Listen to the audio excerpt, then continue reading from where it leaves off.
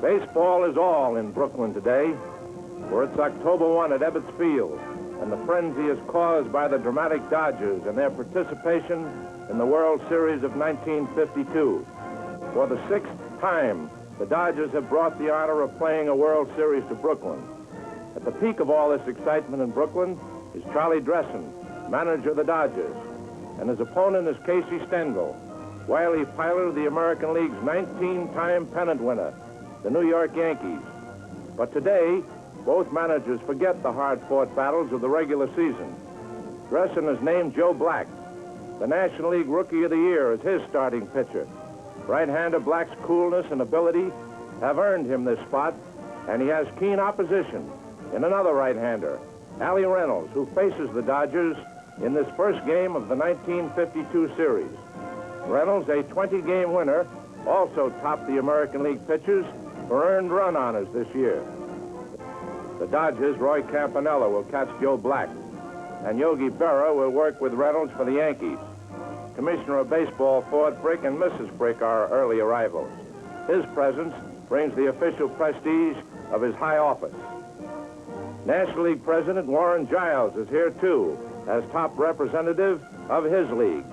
Bucky Harris, manager of the Washington Senators, adds his encouragement to the American League's cause. Steve O'Neill, manager of the Philadelphia Phillies, will be rooting for a National League victory. Other well-known spectators include Fred Sy and Bob Carpenter. Sy is president of the St. Louis Cardinals, and Carpenter is head man of the Phillies.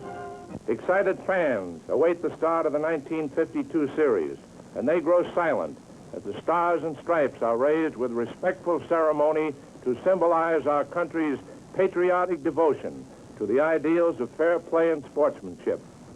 The umpires gather to receive the official starting lineups and to clarify the ground rules for both teams. The crowd's pulse quickens as the Brooklyn team takes the field. Joe Black walks to the mound to meet his crucial test.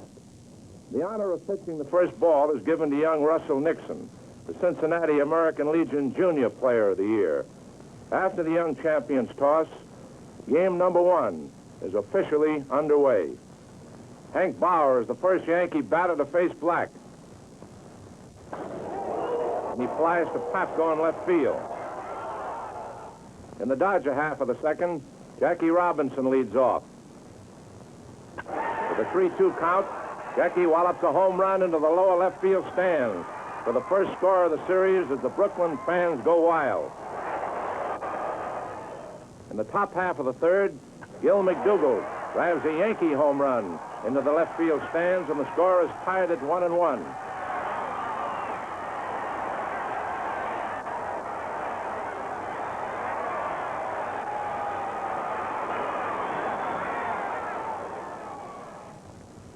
Stung by the clout, Black strikes out Billy Martin. Does the same to Allie Reynolds and ends the inning with his third straight strikeout, this one on Bauer. With 2 away in the Brooklyn third, Cox walks and is out stealing on a throw from Berra to Rizzuto as Phil makes a spectacular tag on the play.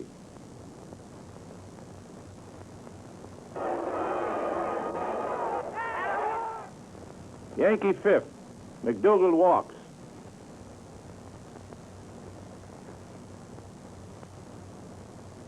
On Martin's single to left, McDougall is called out at third. Pasco to Cox.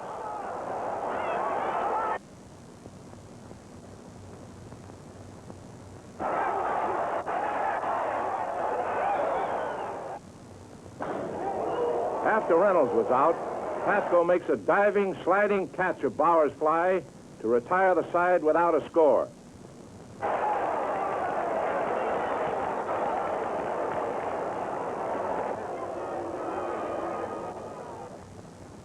Still tied at 1 run each and 2 out in the Dodgers' 6th, Pee Wee Reese singles.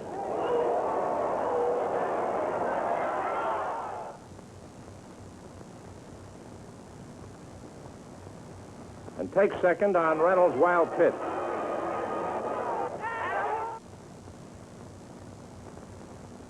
Duke Snyder, Brooklyn's center fielder, is the hitter. Here's the pitch, and there it goes, a home run. high over the scoreboard in right field.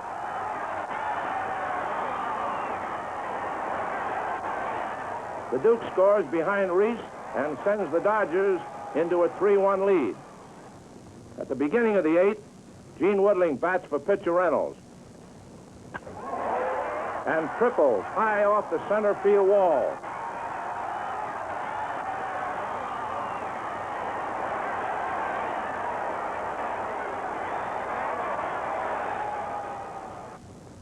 When Bauer flies to Snyder, Woodling scampers home after the catch, and the score reads Dodgers 3, Yankees 2.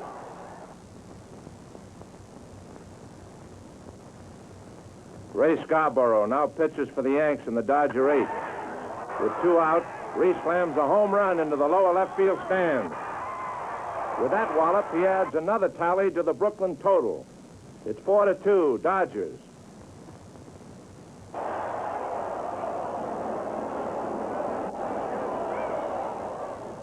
Two men are out in the Yankee 9th.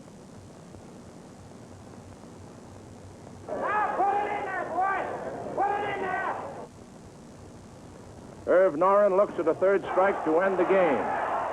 Noren is Black's 6th strikeout victim, and the Dodgers are victorious 4-2, and Joe Black is Mr. Brooklyn in the eyes of thousands of fans. This was the 57th mound appearance for Black this season. He allowed only 6 hits to start the Dodgers off right in the series test. Black was ably backed by teammates Robinson, Snyder, and Reese.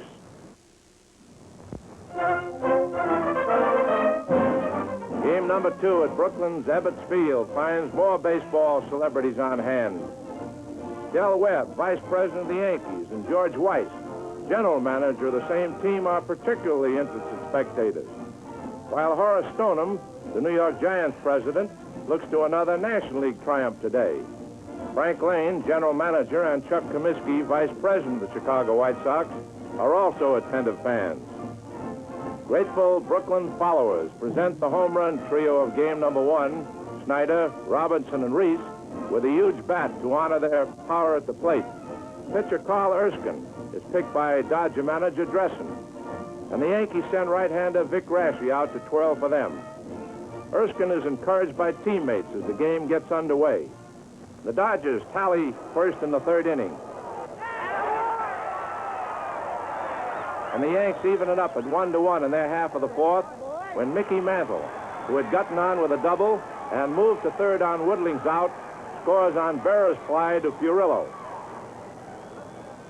They add another in the 5th and go into the 6th holding a 2-1 edge over the Dodgers. Mantle first up, beats out a drag bunt. Then Woodling drives a hit to center.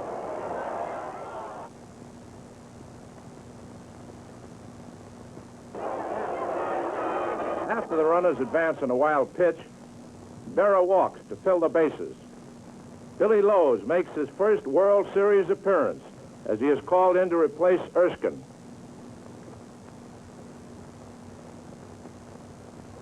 Mantle scores when Hodges drops a double play throw.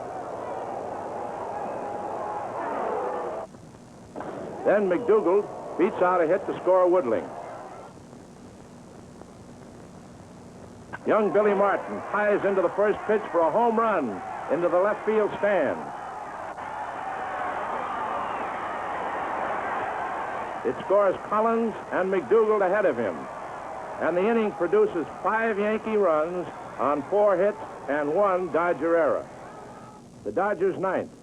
On the short end of a 7-1 score, and with 2 gone, Furillo strikes out, swinging to end the 2nd game. The victory is big Vic Raschi's. His 3-hit pitching with 9 strikeout victims has drawn the Yankees even at 1-all.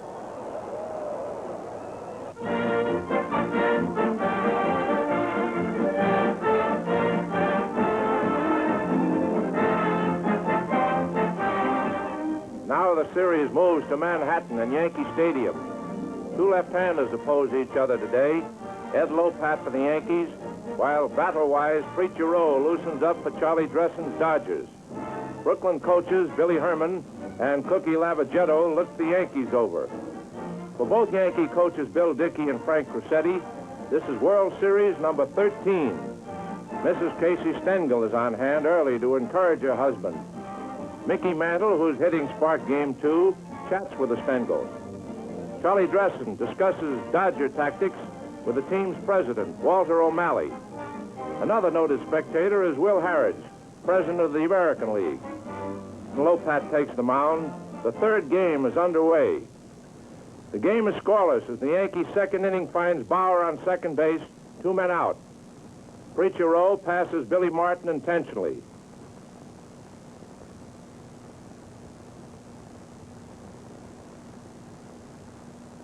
Lopat with a 3-2 count belts a single to center to score Bauer, and the Yanks move into a 1-0 lead.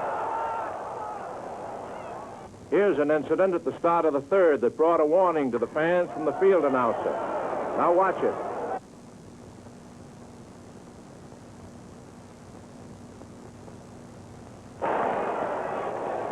Furillo gets a ground rule double.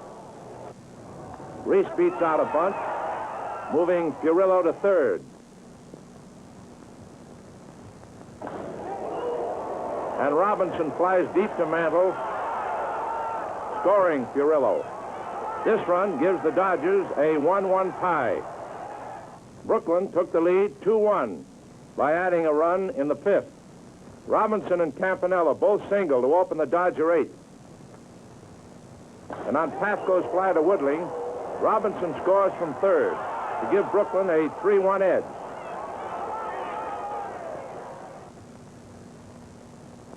In their half of the 8th, the Yanks make it 3-2 with Barrow's home run into the right field stand.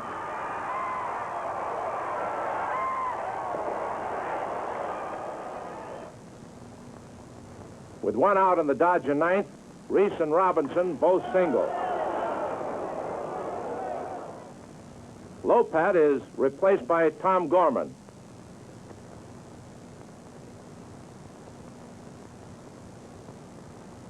Gorman falls victim to a double steal.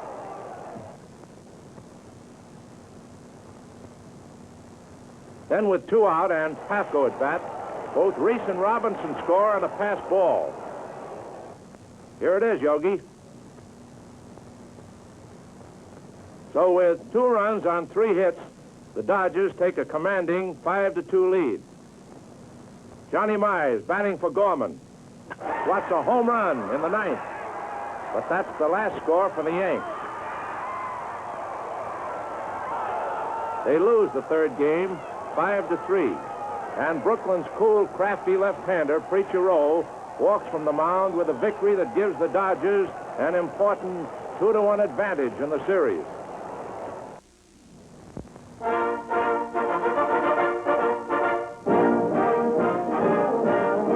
Joe Black, winner of the opener, will start game number 4 for Brooklyn. Joe worked the first game with all the calmness of a pitcher with years of major league experience. He is pitted against Allie Reynolds, who has 4 previous series victories to his credit. In the Dodger first, we find Reese on base with 1 out. Snyder swings at a Reynolds offering, and Martin trips, throws wildly, and Reese goes to third.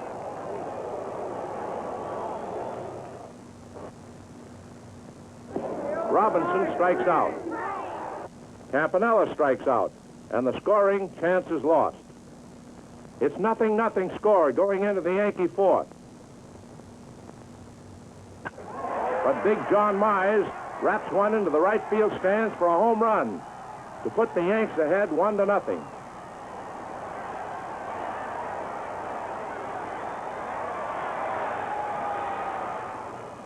Yogi Berra's at bat. And he sends a drive away out to the center field scoreboard. But Snyder commits daylight robbery with a sensational one-hand catch.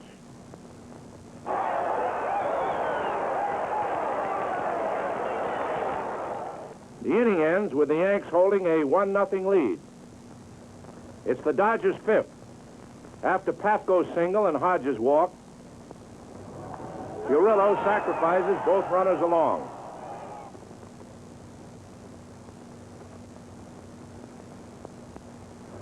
Trying to pull a squeeze play, Black misses the pitch, and Pafko is tagged out by Berra to ruin a fine scoring opportunity.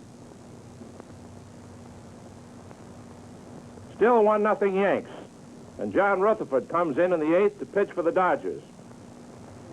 Mantle gets one he likes for a tremendous drive over Snyder's head in dead center field, more than 440 feet from the plate. It's a 3-base hit.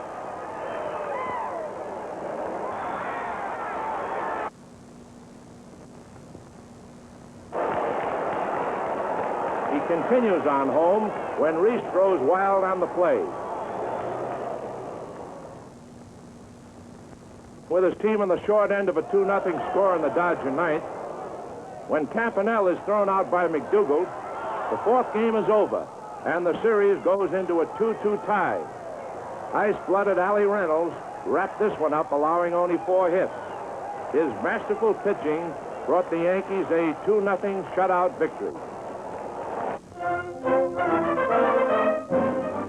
It's Sunday in New York, and 70,536 fans pack Yankee Stadium for game number 5.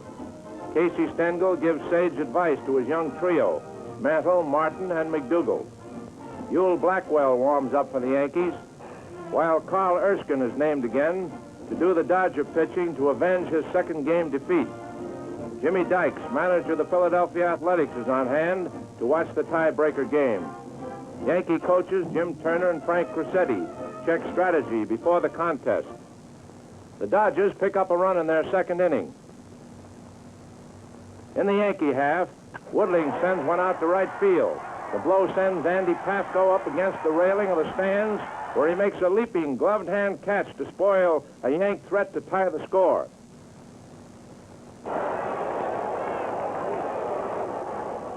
Now in the Dodger 5th with runners on 1st and 2nd, nobody out.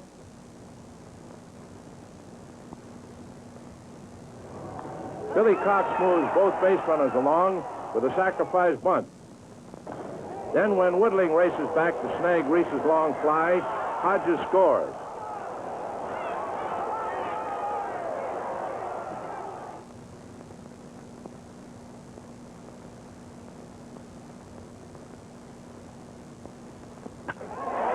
Duke Snyder wallops one into the right center field stands near the Yankee bullpen for a home run that scores Erskine ahead of him. The Dodgers lead 4-0.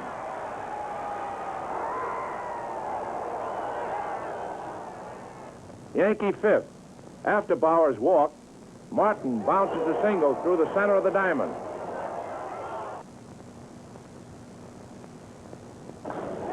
Herb Noren, hitting for Blackwell, slaps a base hit into the same spot to score Bauer and send Martin to 3rd. After Martin scored on a force play, which left McDougal on 1st, Rizzuto punches a base hit into right field.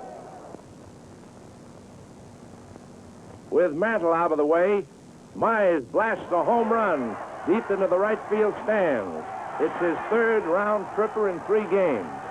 The hit also scores McDougal and Rizzuto and gives the Yanks a 5-4 edge.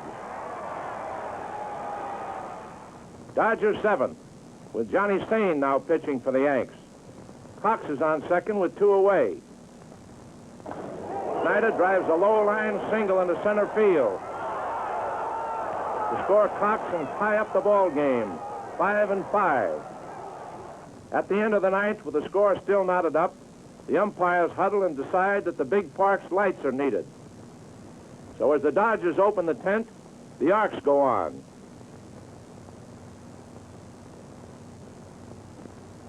Johnny Stain, first man up for the Yanks, hits a slow bounder past the mound. Here is the complete action on Robinson's throw to first baseman, Gil Hodges.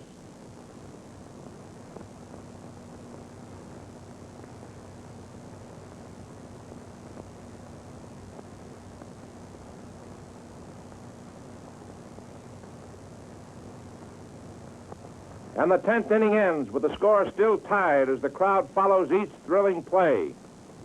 Dodger 11th with 1 out. Cox lines a single by McDougal. The hit-and-run sign is on. Reese lines through center, sending Cox to third. Snyder up. With 2 strikes, he drives a double off the right field bullpen railing and sends Cox over with a tie-breaking run. The timely hit is Snyder's third and his 4th run batted in this pulse-pounding 5th game. It's the Yankee 11th. With 1 away, Mize is robbed of another home run when Furillo races out to the low barrier in right field to make a leaping catch of a drive that seemed headed for the seats. Berra up. He takes a strike, then runs the count to 2-2.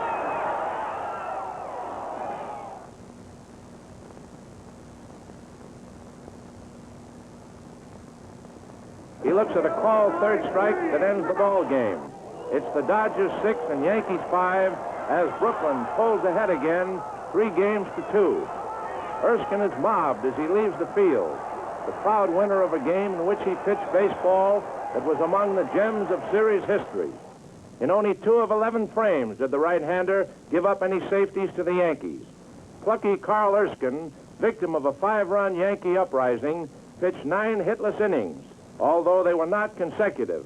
Duke Snyder shared honors with the Hoosier hurler, and Andy Pafko and Carl Furillo each saved the day with leaping, back-bending catches.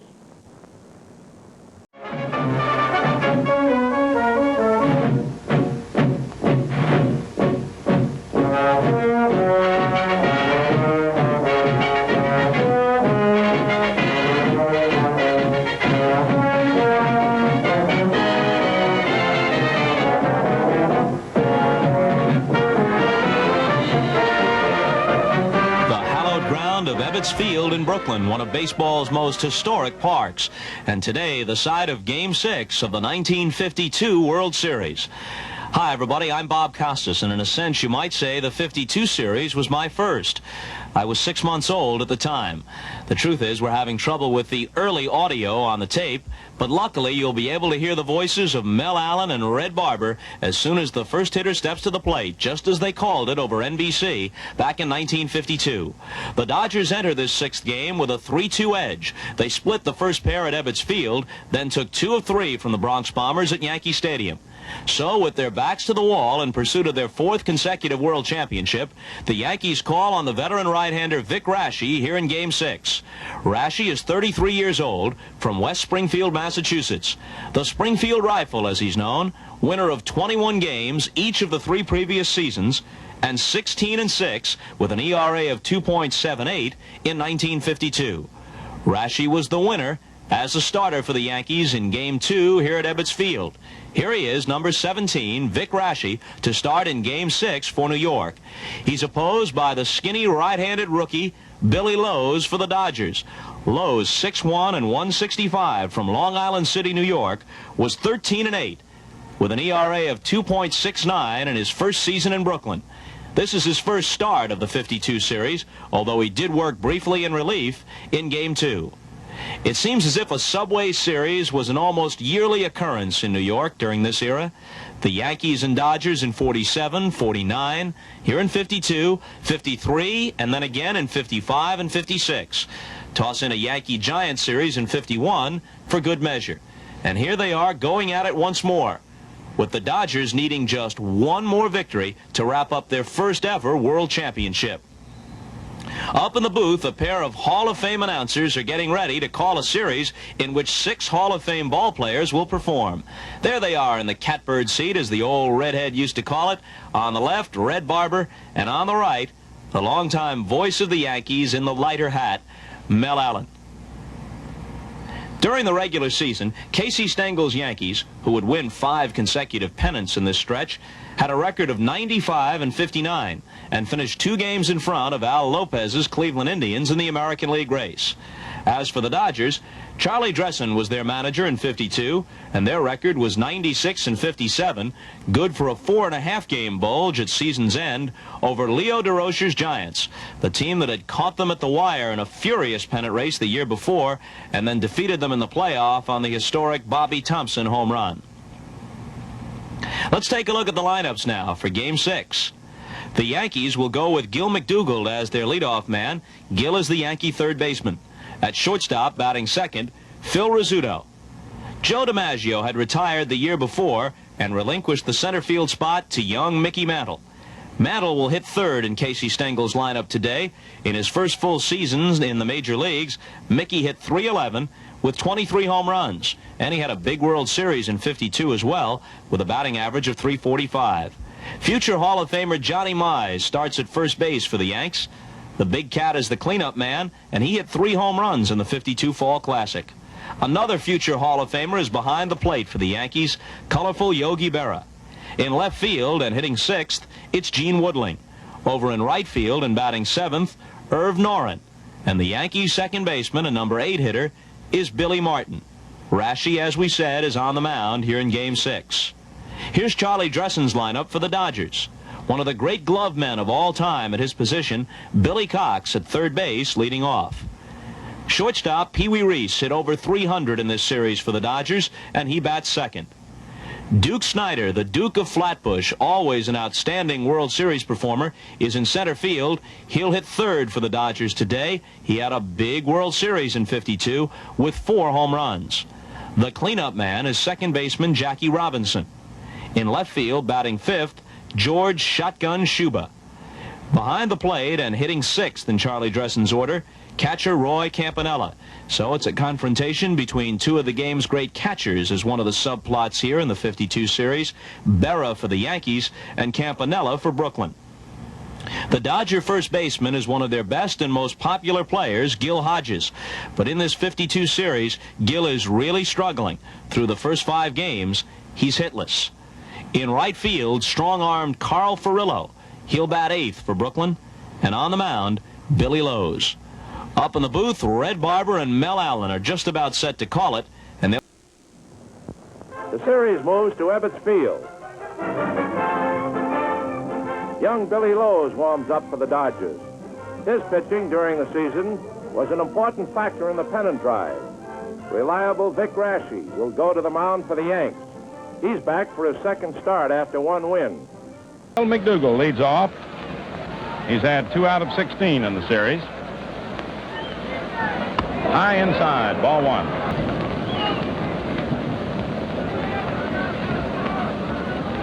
The ground ball hit to Billy Cox. 1 away. Now Reese is trotting back out to short. You just saw the blur coming by your screen of Lafayette returning to the Dodger dugout. The high pop out to short. Short left. Reese out there under it. 2 away.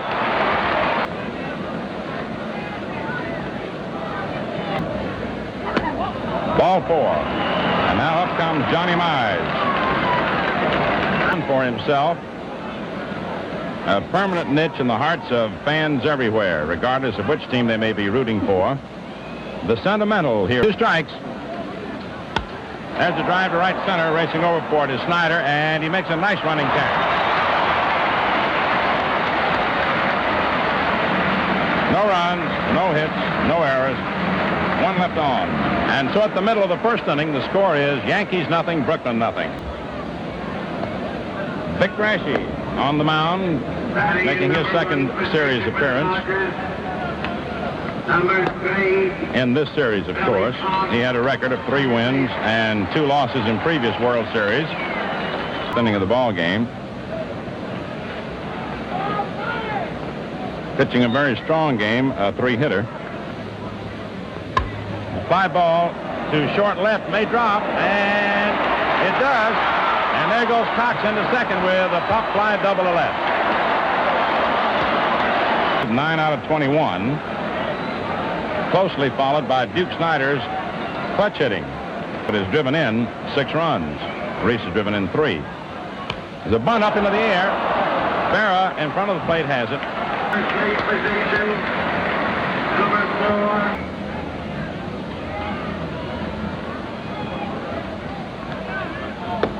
Ball 4 outside. Up comes Jackie Robinson. And 1 out. And here's Jackie. The ground ball hit toward third. McDougal has stepped on third and can't make a play anywhere else. There was a slow bounder on second base. And Jackie Robinson on first, and the hitter is George Shuba. There they go. Swung on, a ground ball hit out toward Martin. He up with it to Mize. Side retired. No runs, 1 hit, no errors, 2 left on. The score at the end of the first inning, Yankees nothing, Dodgers nothing. Larry Berra has had 5 out of 19 in the series.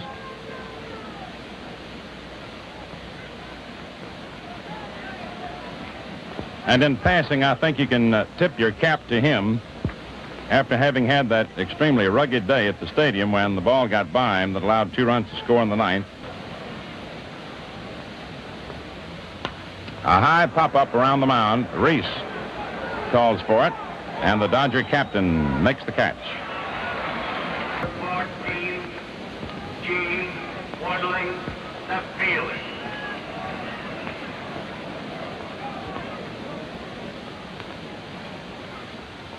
There's a line drive past Robinson to right center for a base hit. Snyder cuts it off. And the throw comes back into Jackie, and Woodling is on with a line single to right center, the Yankees' first hit. Noren played opening day when Casey feared that Gene Woodling's injury would hamper his running. Noren failed to hit. Folks just figured somebody else was there ahead of him and didn't bother. Strike 3. Martin, second base. 4 out of 15 in the series.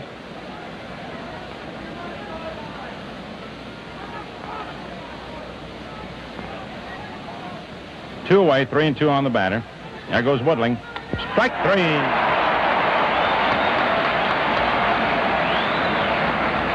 No runs, 1 hit, no errors, 1 left on. And so at the middle of the second inning, the score is Yankees nothing, Brooklyn nothing.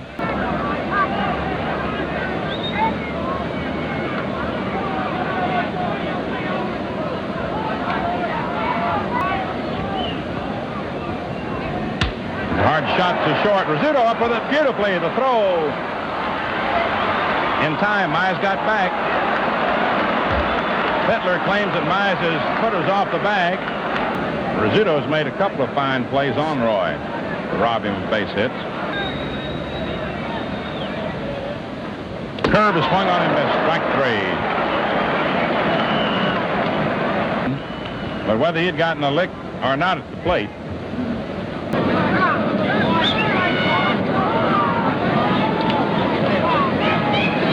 curve is lined into left field for a base hit. Woodling throws back into Martin.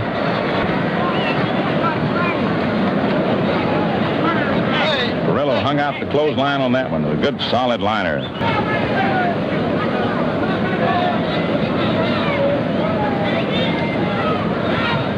Strike 3.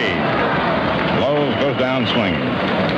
No runs, 1 hit, no errors, 1 left on. And the score at the end of 2 innings, the Yankees nothing, the Dodgers nothing.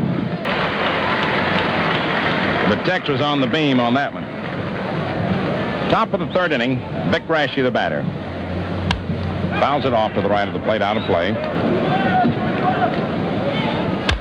A little roller, off the glove, out to short, up with his Reese, clips over to Hodges in time.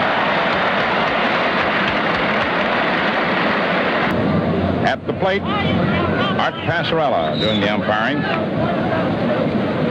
Larry Getz umpiring at first base. Bill McKinley umpiring at second of the American League. Babe Pinelli at third of the National League. Down the left field line, well, that's down the right field line, Dusty Boggess, foul line umpire. Down the left field line, Jim Honeychick of the American League. A high pop-up off to the left of the plate. Campanella and Cox moving over. Campy says he'll take it, and does. Martin guarding that third baseline. High drive to deep center, going back for it is Snyder, up near the wall, and makes the catch.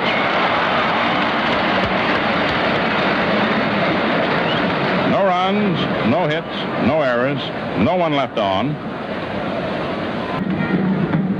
Last half of the third inning, sixth game of the World Series. Dodgers leading in games 3-2. Top of the Dodger order, Billy Cox. Ground ball hit to McDougal. One away.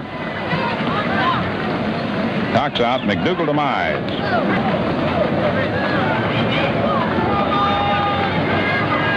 There's a drive to left field. Woodling racing in, and he makes a catch. 2 away. Billy Martin up with the ball beautifully, going to his left, and the side's retired. No runs, no hits, no errors, no one left on. And the score at the end of 3 innings of play, 0-0. The Yankees, no runs, 1 hit, no errors, 2 left on. The Dodgers, no runs, 2 hits, no errors, and 3 men left on base. After Snyder walked, Rashi disposed of Robinson and Schuba. So far, there's been a great deal of pressure and tension on every pitch, but nothing developing yet of tremendous excitement, but the crowd all feeling the tenseness. Mickey Mantle, top of the 4th inning. Strike 1. The sun is beating down on young 22-year-old Billy Lowe's as it spotlights the youngsters' efforts to pitch the Dodgers to their first World's title. There's a bunt over the head of the pitcher. Robinson out there to grab it at second. Mickey Mantle attempting to drag one. Almost bunted one into center field.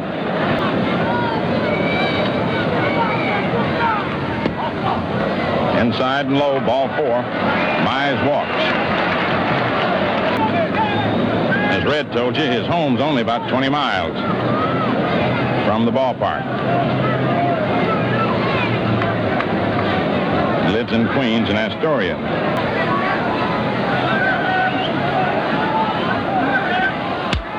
Ground ball out to Jackie Robinson. Up with it over to Reese for 1. Back to Hodges. It gets away from him. Barros trying to go to second. Hodges picks the ball up, and Yogi goes into second base. Sticking that Joe out right now, isn't he? They don't want to make that pitch. OK's the next one. There's a high drive to center. Snyder out there getting under it. Side retired. No runs, no hits, 1 error, 1 left on. And so at the middle of the 4th inning, the score, Yankees nothing, Dodgers nothing. Game to send it into a 7th game tomorrow.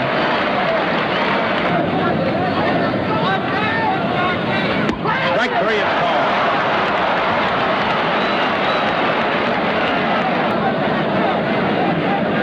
Up comes George Schuba, grounded to second in the 1st inning.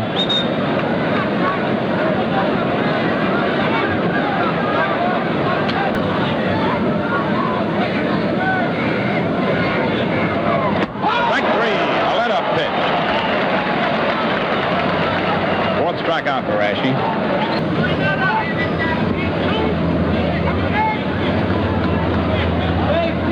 There's a shot into the hole between third and short to left. Woodling tosses back into Billy Martin. Campanella's on with a single to left field. And here.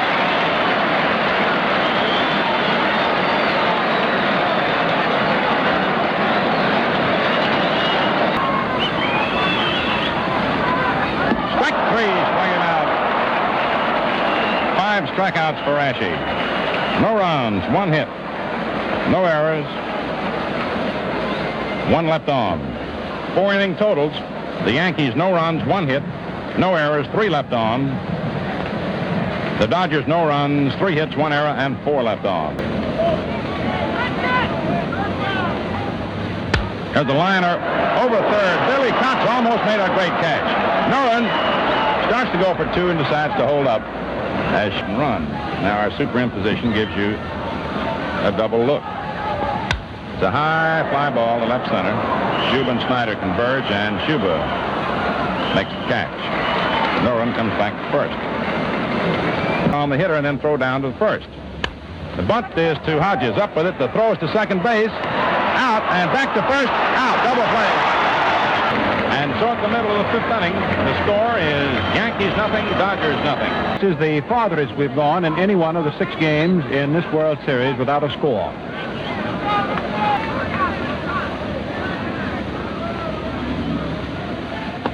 Strike 3. That was a big curveball. And this gives him now 6 strikeouts. There's the Springfield rifle, Springfield, Massachusetts. Trickle ball to the right side. Martin makes the play to Mize, and Lowe is up. Totals 0-2-0 for New York, 0-3-1 for Brooklyn.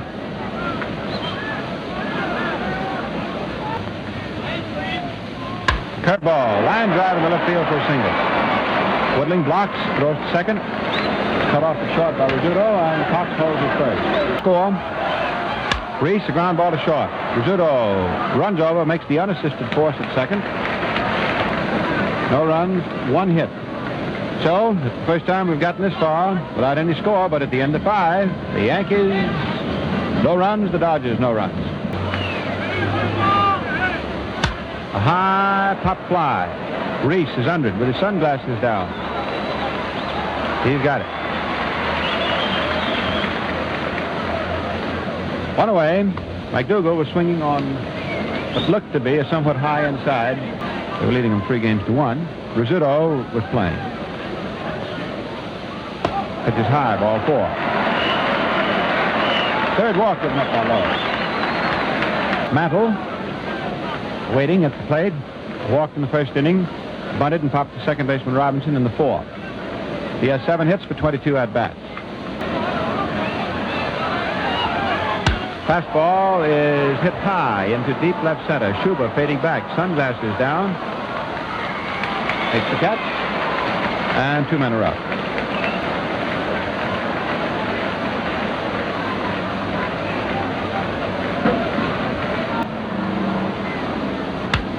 There is a bouncer to Robinson. He makes the play either way and goes to first on Mize. He's not a fast runner. So, at the middle of the 6th inning, the score stands. New York nothing, Brooklyn nothing. Snyder, one of the heroes of yesterday, walked in the first inning and grounded out second to first in the 3rd today. He's 0 for 1. For the series, he's 7 for 23. Boom! Look out. Look out. You needn't look anymore.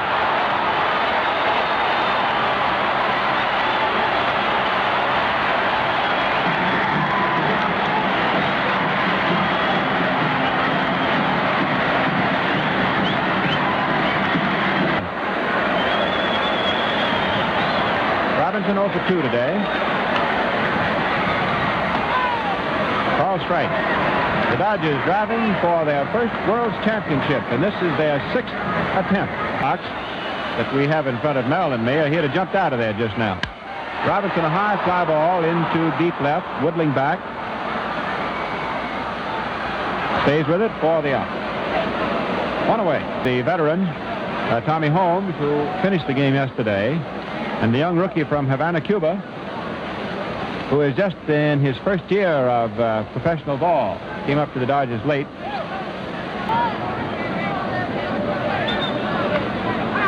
One ball, 2 strikes. Strike 3. He changed up again and struck him out, just as he did in the 4th inning, as Mel pointed out to you. He has 4 hits in the series, and half of them off Rashi. 1-0 Brooklyn. Snyder continuing.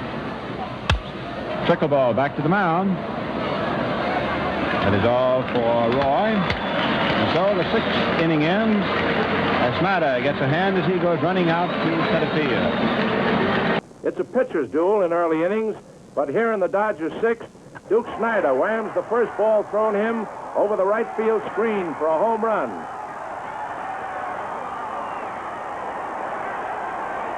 It's his 3rd of the series and puts the Dodgers in front 1-0. The Yankees will be sending up Berra, Woodling, and Norin.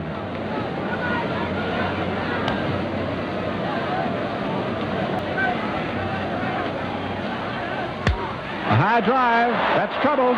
It's an even-up ball game.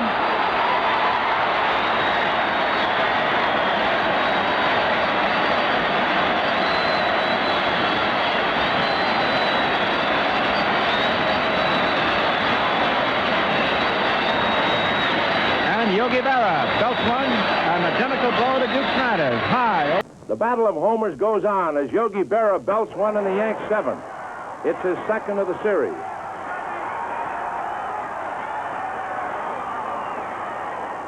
Single. That bench must be hot. He's standing up a lot today. A base hit through the middle for Woodling. Snyder retrieves, throws in, and Woodling holds on at first. A single through the middle. Strike three. He snuck the fastball on the inside, and Norin is unhappy about it.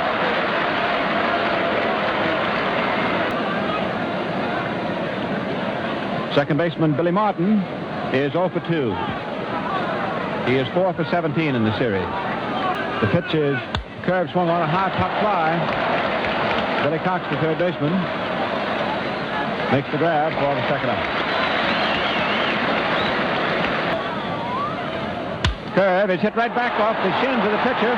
Hodges can't get it. It's into right field. Here is Woodley coming on toward the plate, and it's a 2-1 game for the Yankees. Rashi hit that ball solidly off of Lowe's shin. After Woodling singles and takes second on Lowe's balk, with 2 out, Rashi's grounder caroms off Lowe's leg into short right field. Woodling scores, and the Yanks take a 2-1 lead. So the Yankees now go a run up.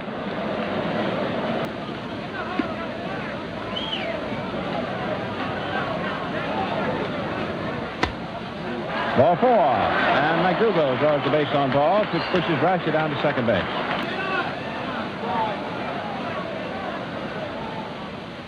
Ground ball to third. Cox goes to first base, and Rizzuto is out. Well, Cox opened himself to the second guesses. He could have stepped on third, but he chose to throw. So, the Yankees rally, and in the middle of the 7th inning, the score is New York 2, Brooklyn 1. 7 men previously in the history of World Series have gone all the way through, playing as regulars in every game and failed to get a hit.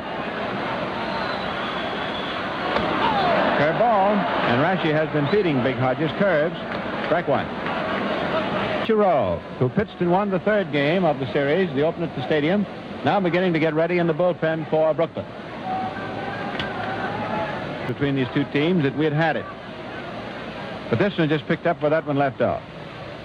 Fastball, strike 3. And Hodges is struck out for the 3rd straight time by Rashi. That's the 8th strikeout for Vic, giving him 17 all told.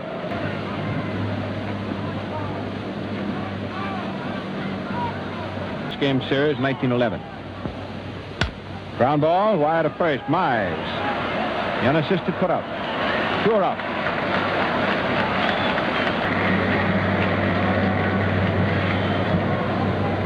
Lowe's is 0 for 2. Not a Brooklyn pitcher has gotten a base hit.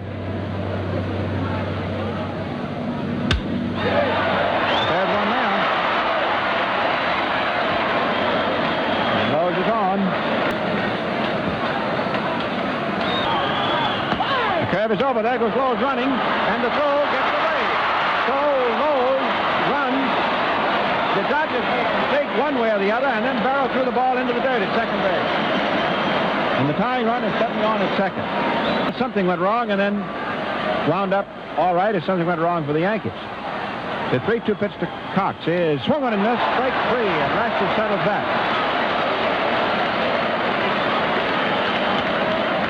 So for the 2nd straight time, 9 strikeouts in the game for Rashi. And at the end of 7 innings, it's the Yankees 2 and the Dodgers 1. The Yankees are, you don't hold anything back.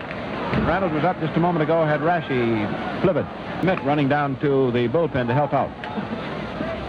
Mantle hits a high fly ball. It's deep left center field. It's way out there. It's way out there, and it is in there. I mean it's in there.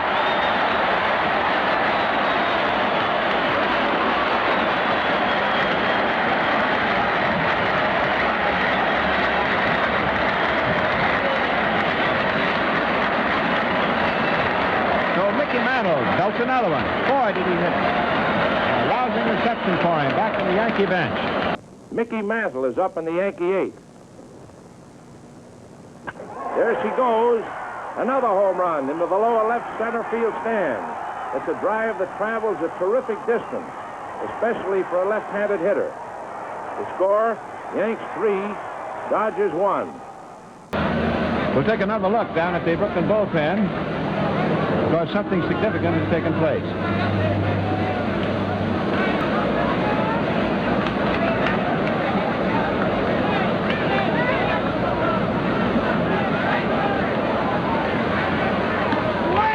A high pop up toward first. Hodges makes the catch, and Mize is out.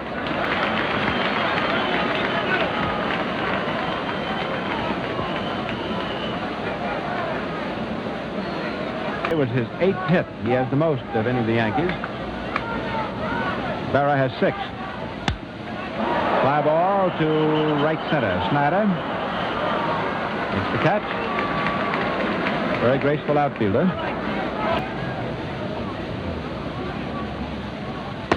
High, ball 4. This is walk number 5, given up by Lowe's. Woodling taking over at first. This has been a painful series for Woodling. He's had a groin injury.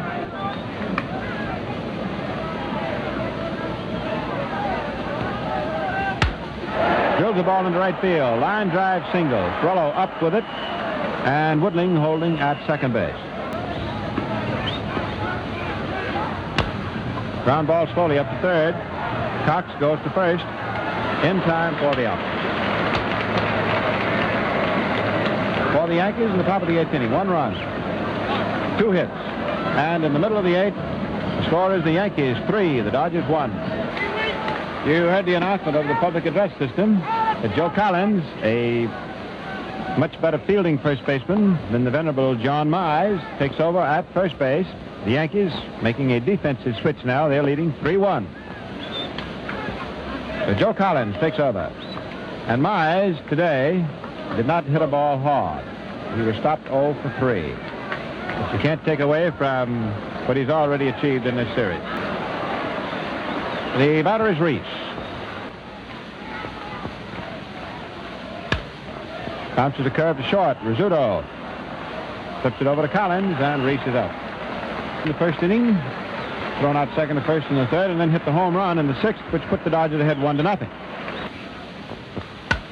There's another one. A ball.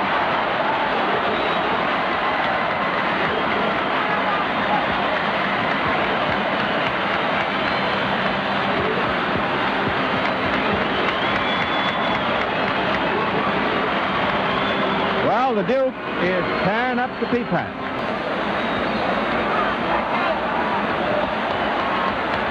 So the Yankees 3, the Dodgers 2 with 1 out last of the 8th inning. And the Yankee bullpen going to work. There is Reynolds. That's Robinson hitting a pitch high into deep left. Woodling waiting. And 2 men are out. With 1 away in the Dodger 8th, Snyder steps up to wallop his 4th home run of the series and his 2nd today. And the score is 3-2 Yanks.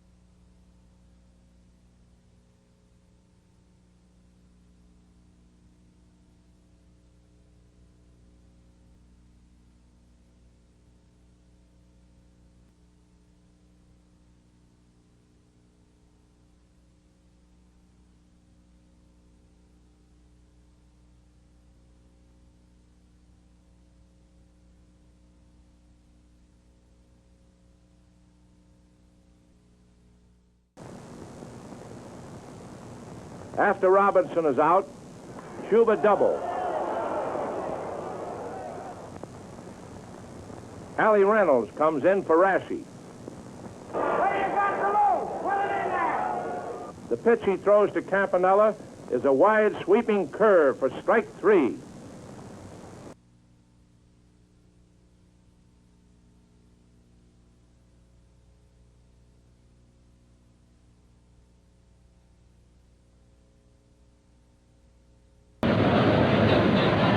You hear them and then they're gone.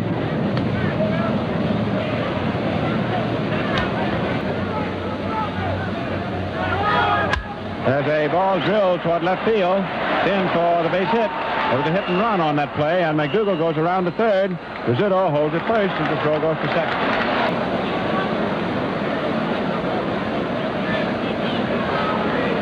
One man out. The Yankees threatening with men at first and third, and Preacher Rowe is being brought on to relieve. Lowe's is lifted after 8 and a third innings. Now coming into pitch for the Dodgers, number 28, Preacher Rowe.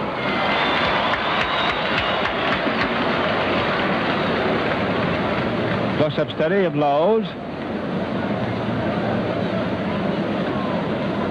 He's a grimly unhappy young man.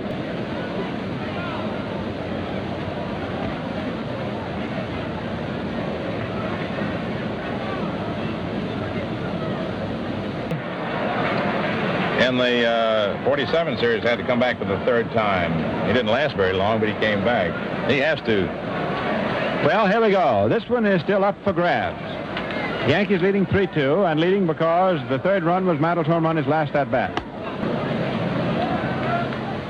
Ball 4, and Mantle walks. The bases are loaded. And I gather now that Dressen's idea was not to let Mantle hit one. And Casey Stengel is calling back Joe Collins.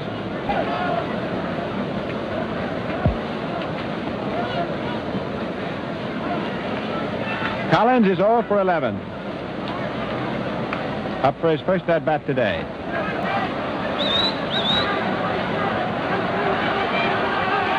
Strike 3. That was a sliding curveball, and Rowe struck him out.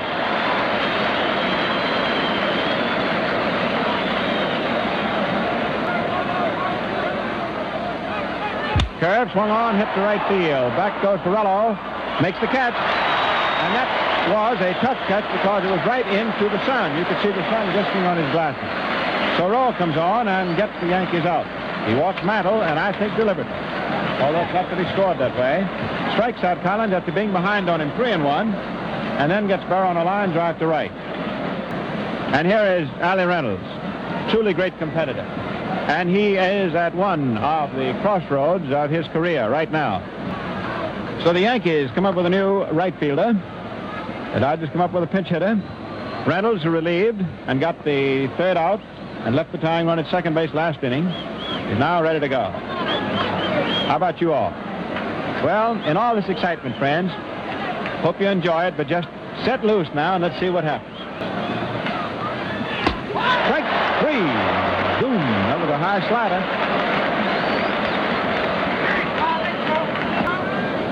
Ball game hanging the Yankees 3 and the Dodgers 2.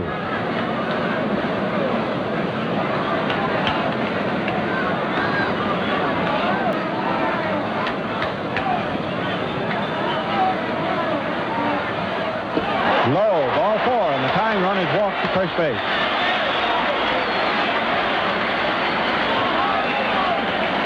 So Ferrello is on, and Andy Pafko will hit for Preacher Rowe. A high pop-up. There's the shortstop, Rizzuto. And 2 men are out. So Pafko getting the green light from Dressen to swing on the 3-1 pitch. Swung, popped to short. Had 6 hits in the series.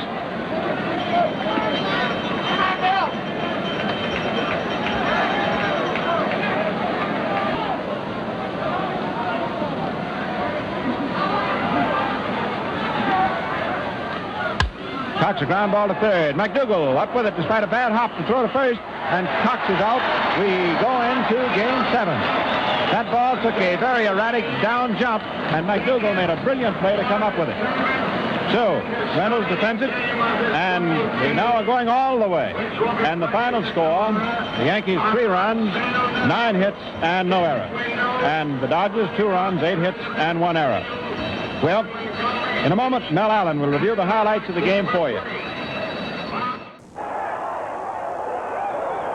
When Cox is thrown out by McDougall to end the Dodger ninth, the 3-2 Yankee victory forces the Diamond Classic to the full string of 7 games as the Yankees come from behind again to tie up the series. This is it, the 7th and final game in a battle that has been a natural for high drama. For the Dodgers, it's the 2nd time they've forced their opponents down to the wire. Baseball personalities join the fans in breath-baiting interest in the final contest. Mr. and Mrs. Dan Topping are here. He's president of the Yankees. On the field, Ed Lopat warms up for his 2nd start, while Dodger Joe Black, who has split with 1 victory and 1 defeat,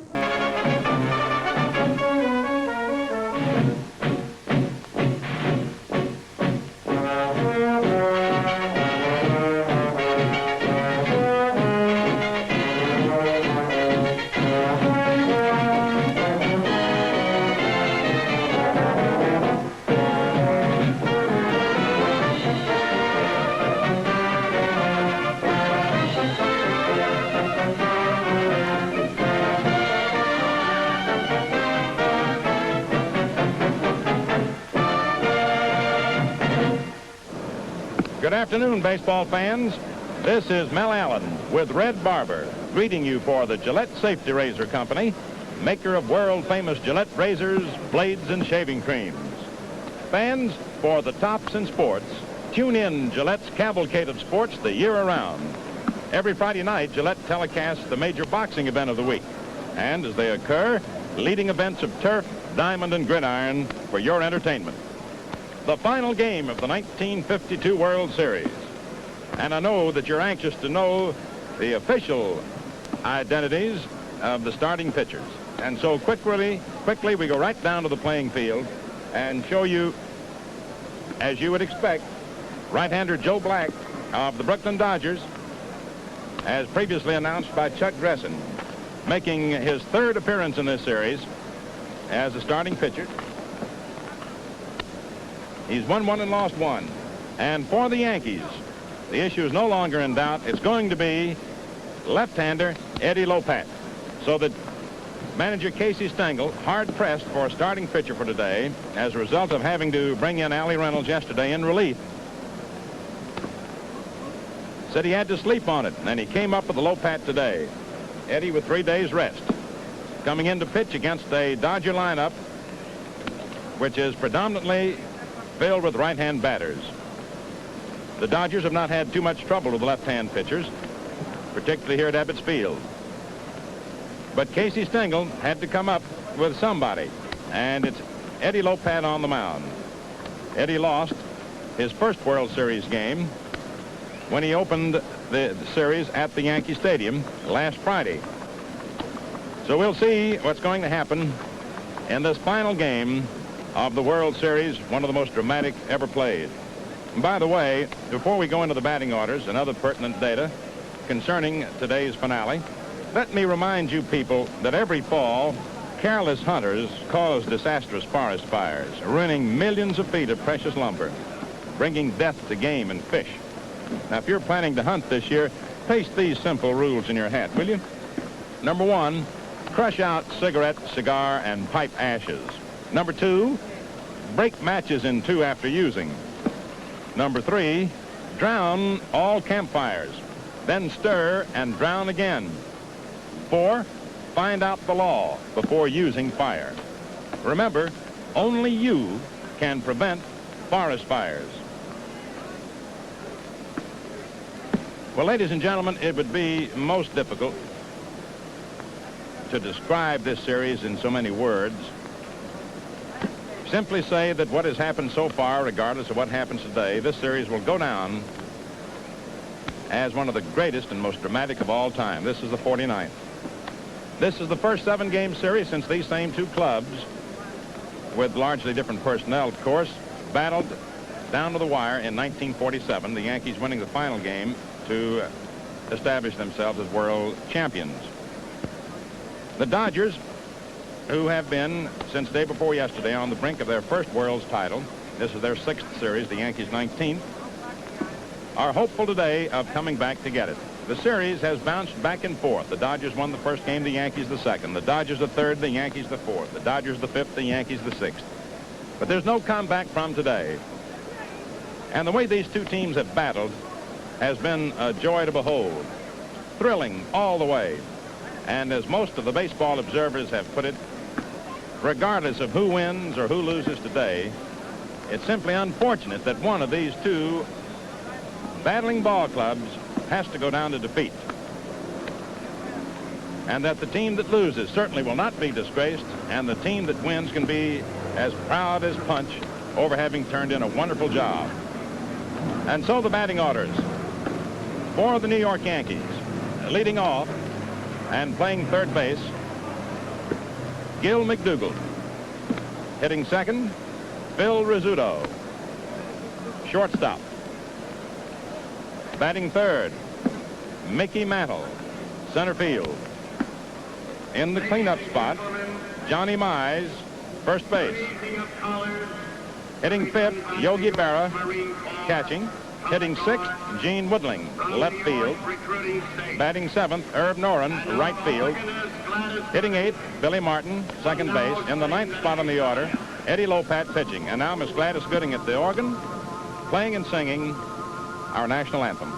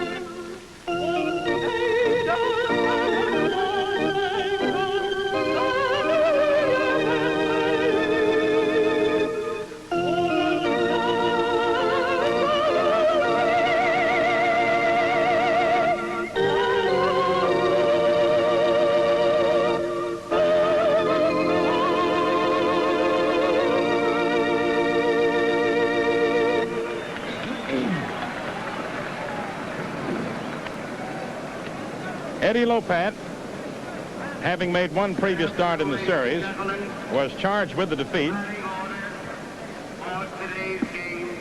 As we have now concluded giving you the Yankee batting order. Now for the Dodgers.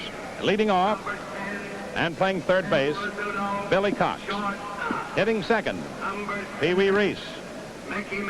Shortstop.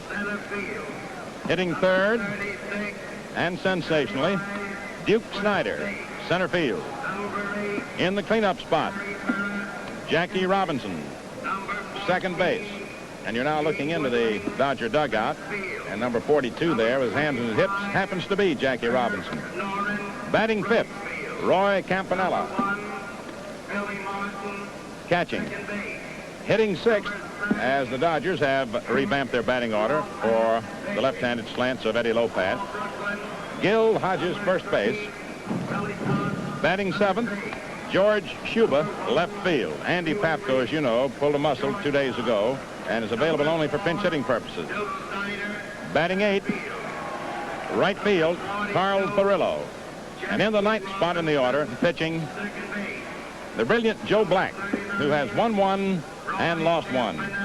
This program is authorized under television rights granted by the Commissioner of Baseball solely for the entertainment of our audience. And any publication, reproduction, or other use of the pictures, descriptions, and accounts of this game without the express consent of the Commissioner is prohibited. Any commercial or other use of the program, such as by charging admission for its showing, is similarly prohibited without the express authority of the commission. Now the umpires come to the plate. Out in front are, reading from left to right, Bill McKinley, Larry Getz. Getz has his behind the plate paraphernalia. Then reading from left to right, Dusty Bogus, Jim Honeychick, and in behind, Art Passarella and Babe Pinelli. They will be aligned in this fashion. Getz at the plate, McKinley at first, Pinelli at second, Passarella third. We'll give you the foul line umpires in a moment to make certain just where they're going to be. You may be interested in the fact that this is the 12th time in 49 World Series that the Classic has gone the limit of 7 games. Of course, there was a time, you remember, when they used to play best 5 out of 9. Prior to the 7-game limit, when it was necessary to win 5 out of 9, the series went to 8 games 4 times. Now, in the 11 previous series that have gone the 7-game limit, the National League teams have won 7 of them. If you decide to put any faith in previous happenings. We certainly hope so. There goes Joe Black out to the mound, a brilliant right-hander, and moving into the Gillette microphone, a brilliant broadcaster, the old redhead, Red Barber. Thank you very much, Mel. Now you're seeing the starting Brooklyn battery. Joe Black coming back for the 3rd time. First time since Frank Shea in 47 has a rookie started 3 games in the World Series. Campanella back at the plate. Gil Hodges is at first base. Second baseman, Jackie Robinson. At short is Captain Pee Wee Reese. Third baseman is the hands, Billy Cox.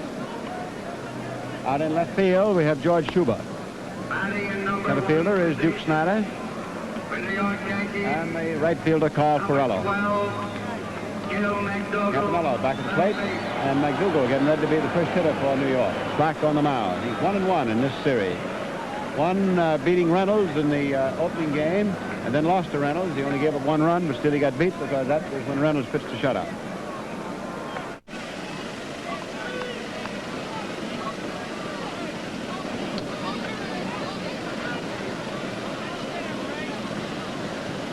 McDougal, 3 for 20.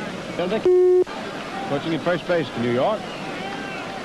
Frank Crosetti is the third base coach. And here's the first pitch. It's a curveball hit medium speed to short. Reese, Hodges, and 1 out.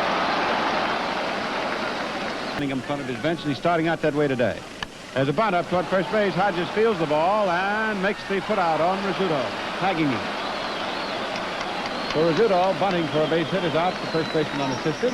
Series, he's 8 for 24. His home run was the differential yesterday as the Yankees evened the series at 3 games apiece, winning 3-2. Black did not start at all until the closing week of the pennant campaign, when he pitched the game in Boston, which guaranteed the Dodgers no worse than a tie. Curve, strike 3, and he strikes it out. A low inside hook. Eddie Lopat takes the mound for the first time at Ebbets Field in the series. He started and lost to Preacher Rowe in the opening game at the stadium, which was game 3 of the series.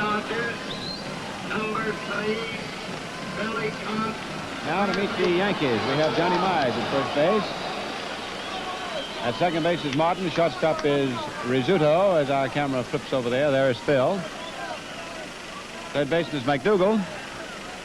Woodling in left field. Mantle is in center. Right fielder is Norin, who have been able to put together. Berra is establishing a new record for the most putouts by any catcher in the history of a World Series. Record, we believe, was 51. He has 52 as we total them up. Lopat, stocky left-hander. Cox swings at a sharp curve. The ball is dropped, picked up, and the tag is made on the hitter by catcher Berra. He's become, of course, the hitting star. Reese is 9 for 25. 1 ball, 2 strikes. Pounding ball wide of third. McDougal up with it nicely. And it's a bad throw. And it hits Fittler, the first base coach. It hit Pitler, the first base coach. And friends, this is my 23rd year in this business, and I've never seen a baseline coach hit with a thrown ball before. Pitler, I guess, is glad to pay the price. He was hit with a throw. But now it's Snyder, especially when he looks innocent. Strike three. A curve that Snyder could not check the swing on. And Lopez. They've been hitting. The Dodgers would not be here today. The Yankees would have won it because Robinson, Campanella, and especially Hodges is a big one with 2 out. Robinson swings, lines it to left center field, and it is a nice running catch by Woodling. That saved the run. Green Woodling went over. Robinson teed off on the ball. It was a hot line drive, but Woodling pulled it out. Nice running catch. Here is Johnny Mize. Big fella is 4 for 12, leading off the second inning. Ball 4. And the Yankees have their first base runner, Johnny Mize. Now we have the Yogi stepping in. Barra playing despite that bruise, tip of the left index finger. Barra is 6 for 24. A high pop-up. Going out into center. Snyder coming in. Takes it for the out. Now we have Gene Woodling, who just made that fine catch. Well, you don't know how important that catch was he just made. It certainly saved 1 run. 1 ball game. A high fly ball into left center. Schubert takes it, and 2 men are out, and Mize holds it first.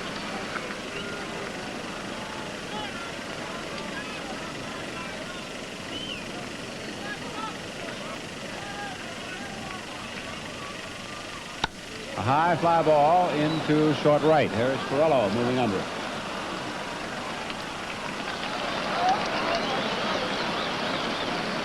One and a half innings have gone. And at the middle of the second inning, the score remains the Yankees nothing, the Dodgers nothing.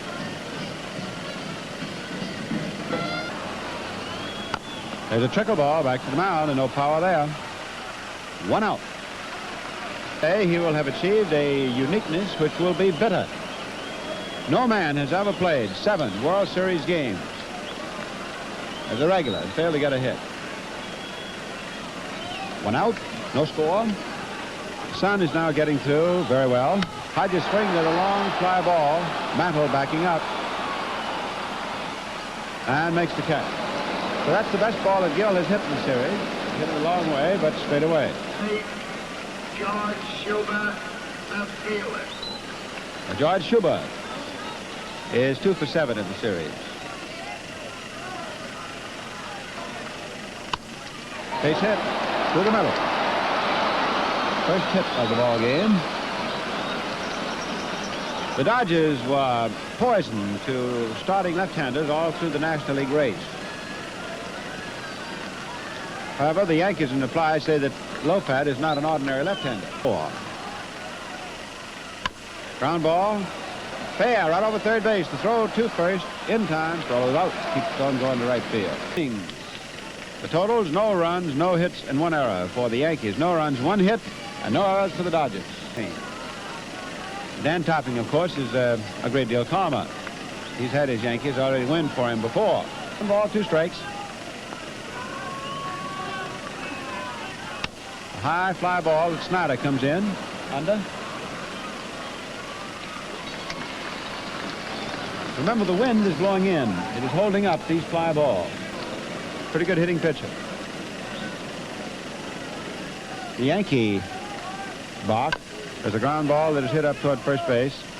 We'll get that picture for you again. Hodges making the put out unassisted at first, and we have 2 gone. There's McDougal leading off. 2 down. Black's curve is inside. He was ill all evening, that if this were not the decisive game, he wouldn't be here. Talk. Hodges.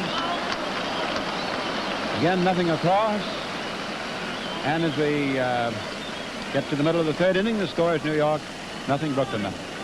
Black has gone 0 for 4 as a batter.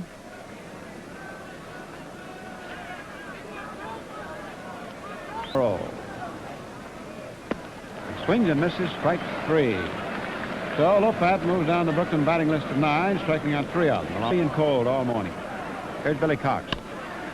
Pounding ball to third. McDougal to Mize. Then we have 2 out.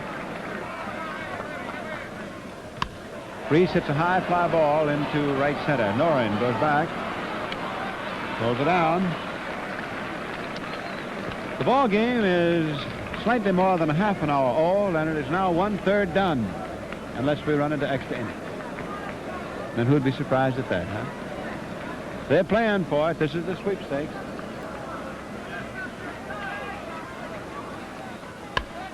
Base hit. There's the 10th one off Black, and the first one today, and Rizzuto's on his way for second. Cuba retrieves the ball. It bounces back, and little Phil, who had run out from under his cap, is at second with a double. Action in the Yankee fourth brings Rizzuto to the plate. He doubles to the left field corner.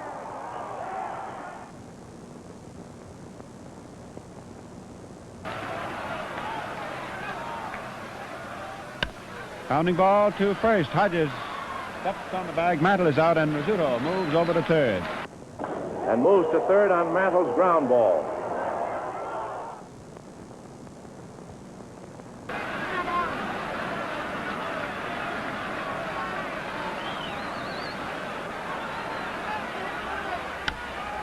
A base hit into left field. Rizzuto scores, and Mize drives him in, hitting an outside pitch into left field. Dependable Johnny Mize lines a base hit to left field to score Rizzuto, and the Yankees take a 1-0 lead in the payoff battle. So Big John Mize.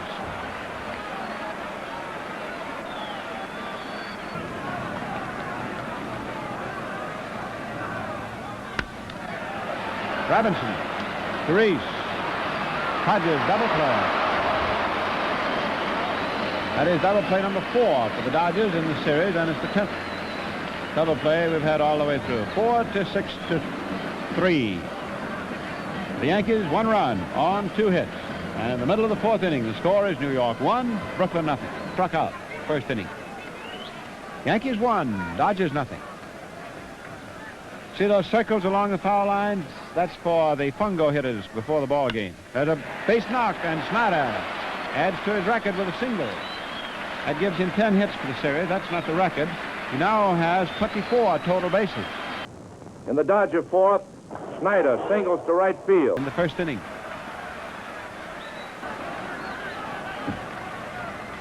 Bunt. Might be trouble. Might be trouble. They don't even throw it. Lopat doesn't even throw it. It's a bunt single.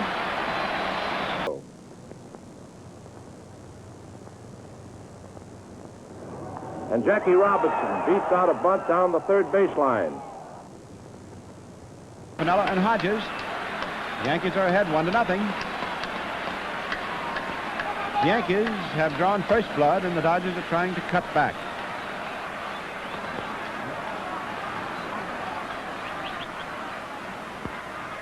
Bunt up toward third. Might be trouble again. The bases are loaded. It's a bunt single.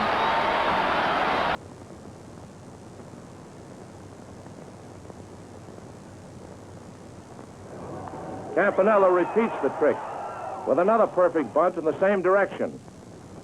Yankee manager Stengel replaces Lopat with Reynolds, who has made 3 previous appearances in this series. Stengel is on his way out to the mound. I don't know whether Lopat is going to pitch to Hodges or not. Let's wait and see. Stengel, as you can see, is out there. 3 men are on. Single by Snyder, and then 2 bunt singles by Robinson and Campanella, respectively. Gil Hodges hit a long fly ball in the second inning, which Mantle caught. Hodges is 0 for 18 in the series.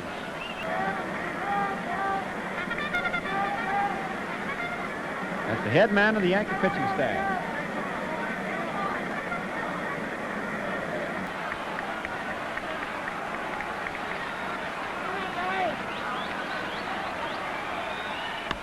There's the ball drilled into left field.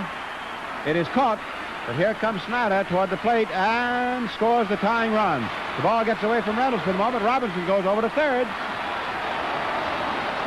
So Hodges does not get a base hit. But he does knock in the tying run, and it's a brand new ball game at 1-1. Hodges hits a liner to Woodling. And after the catch, Snyder scores. And once again, the Classic is tied up at 1-1. The batter is George Schuber. Runners at first and third. The error is charged to Reynolds. Didn't want to start him, but he wanted to get him in around the middle of the ball game. Well, he's got him in.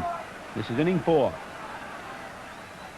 Strike 3. He let up. There was a change of pace, and Schuber is struck out. And now Robinson cannot be scored from third as the result of an out. Now that was a big out. And Reynolds really went to work on Schuber. He just tied him in a knot and turned him every way but loose. Robinson dancing. Reynolds comes set. Curve hit down to third. Off McDougal's chest. He recovers. Throws to first in time. And Ferrello is out. McDougal almost had that one get away from him. He played it with his chest. And the Dodgers had the bases loaded and only got one man. So it is now Reynolds' ball game to win or lose. 1 run, 3 hits. And it is Reynolds and Black to win and lose it. Black's quick curve is on the outside. Call strike.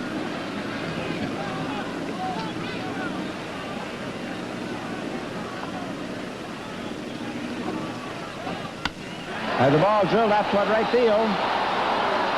It's gone. It's a home run for Woodling, his first of the series.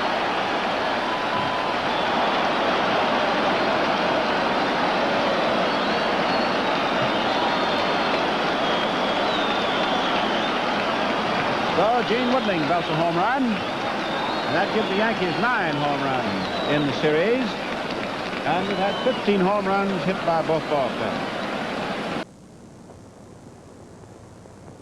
But the Yanks untie the game in the 5th with Gene Woodling's homer over the right field screen. That 1 run is immediately nullified on 1 swing by Gene Woodling. A high foul ball. No, it's fair. Up by third. Cox is under it. Makes the catch for the out. 1 away. Lines it out in center field for a base hit. Snyder blocks the ball to be certain it doesn't go throwing. Martin, after taking his turn, holds on. The throw coming into second. 1 ball, 2 strikes. Ground ball hit to the right side. Play is to first base. Reynolds is out. Robinson to Hodges. Martin moves on to second.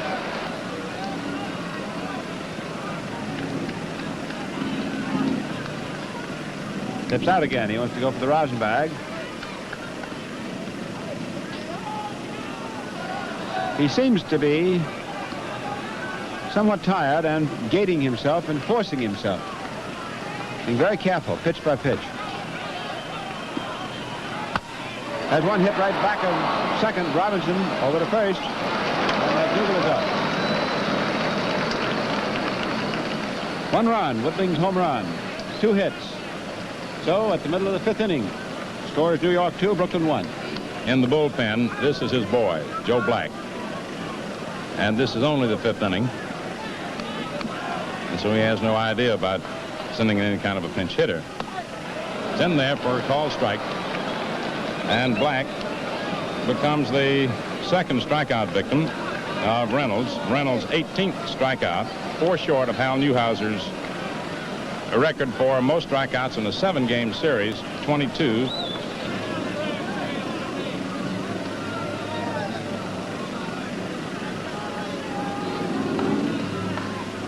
There's a high drive to deep right center. There goes Noren way back toward the wall, and it's going to be off the wall. Cox is going for at least 2 bases. The throw in to Martin, and Cox holds it second with a double. The Dodgers 5th. 1 man out. Billy Cox doubles to the right center field wall. In scoring position with Pee Wee Reese coming to bat. Safe on a throwing error in the 1st inning by Gil McDougall. Reese swings and hits it to left field for a base hit. Here comes Cox rounding third. He's on his way to the plate. And he goes in to tie it up. And there's Reese going down to second on the throw. And he is safe.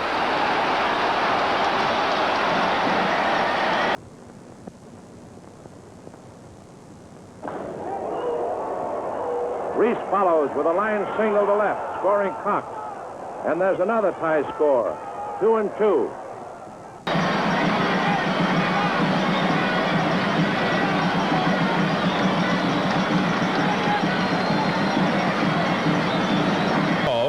Tie ball game, 2-2.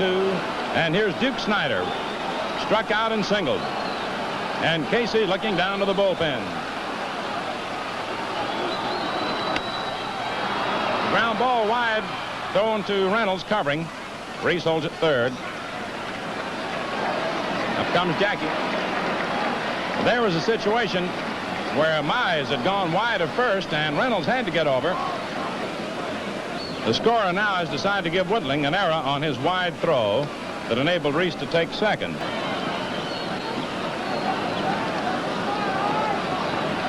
There's the bunt, but it goes foul. Strike one, 2-1. There's a line drive. Blair bounds it to the 40 out.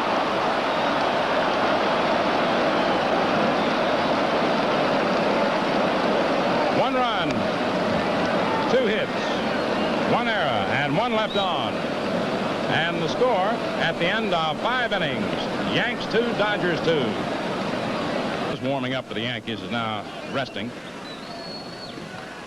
There's a smash. Reese grabs it beautifully with a great backhand.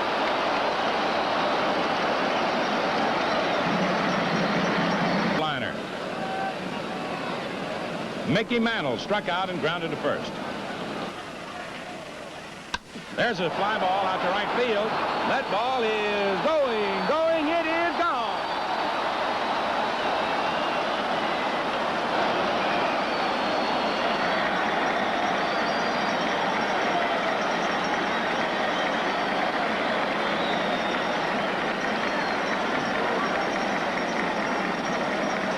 Yankees are back out in front 3-2 in the battle of the home runs. And there's Chuck Dressen over to water cooler. The 6th inning, 1 away.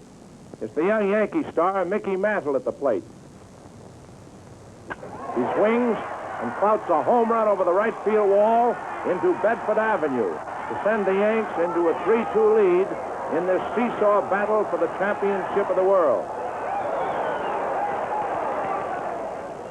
A World Series, whether it be 4, 5, 6, or 7 games.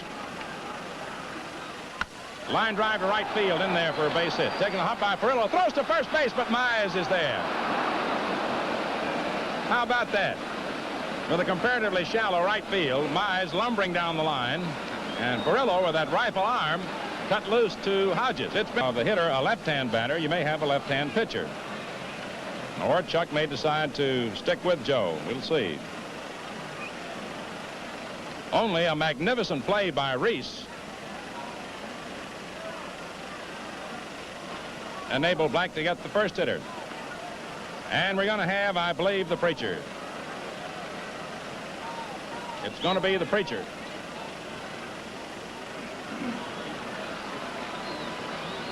Having made 2 starts and gone to the 6th inning today, and has pitched reasonably well today. But after all, this is the last game. You can't afford to take even 1 chance. So the preacher comes in. Mize follows with a base hit to right. And manager Charlie Dressen replaces Black with his cagey left-hander, Preacher Rowe. He's coming on now to pitch to Berra. The Yankees, having hit 2 home runs today, have hit 10 in the series. More home runs than have ever been hit by any one club in any World Series from 4 games on. The 2 teams together have hit 16 home runs, more home runs than any 2 teams have ever hit in any World Series of whatever length. On the last pitch with the count 3 and 2 and 1 out, or whether he'll be running. Due to his comparative slowness of foot, he'd be easily doubled on a strikeout, so we'll see in any case. Strike 3.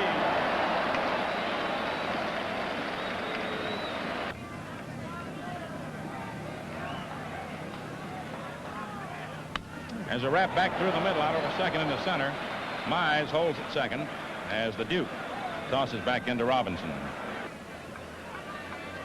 Red and I have been telling you throughout the series, almost in the beginning at least of the second game,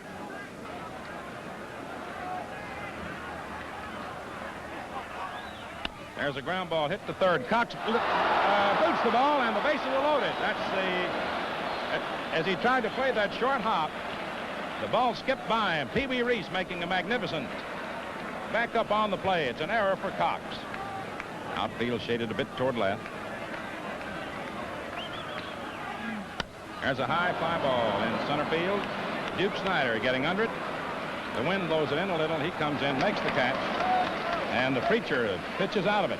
1 run, 3 hits, 1 error, 3 left on, and so at the middle of the 6th inning, the score is Yankees 3, Dodgers 2.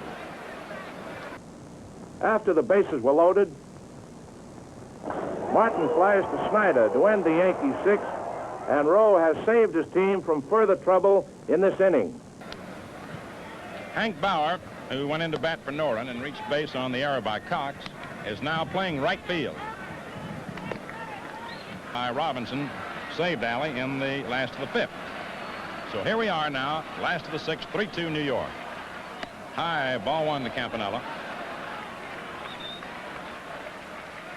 There's a liner into right field for a base hit. Taken on a hop by Bauer. Throw comes back into Martin, and now the tying run is on first, and Hodges up, and the signal goes out to the Yankee bullpen for Vic Raschi to get up. Today, 1 to deep center and a liner to left. It's a ground ball out to Rizzuto. Rizzuto to Martin for 1. Back to Mize. Double play.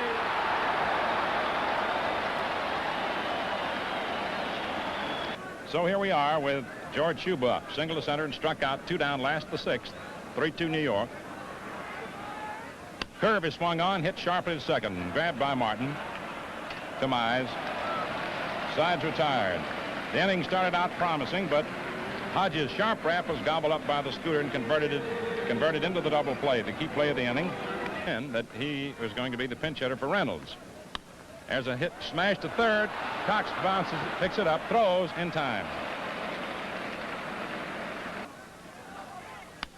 There's a liner just over Robinson's head, dropping into right center for a base hit. Carl Furillo tosses back into Robinson. It's a soft liner. And McDougall is on with a single to right field, right center.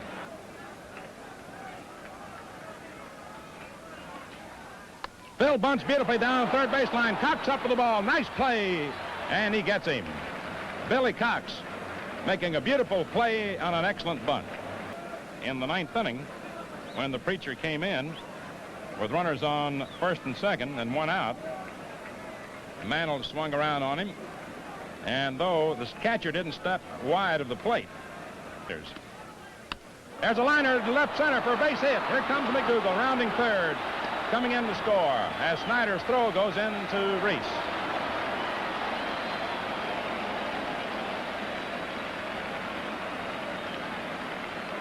The magnificent Mickey, just 20 years old, driving in his 2nd run, his 5th in the series, and his 10th base hit. In the Yankees' 7th, McDougall is on second with 2 outs. It's Mantle batting right-handed this time. And again he hits. It's a single to left, scoring McDougall with an all-important insurance run. The score is 4-2 Yanks. All off Black.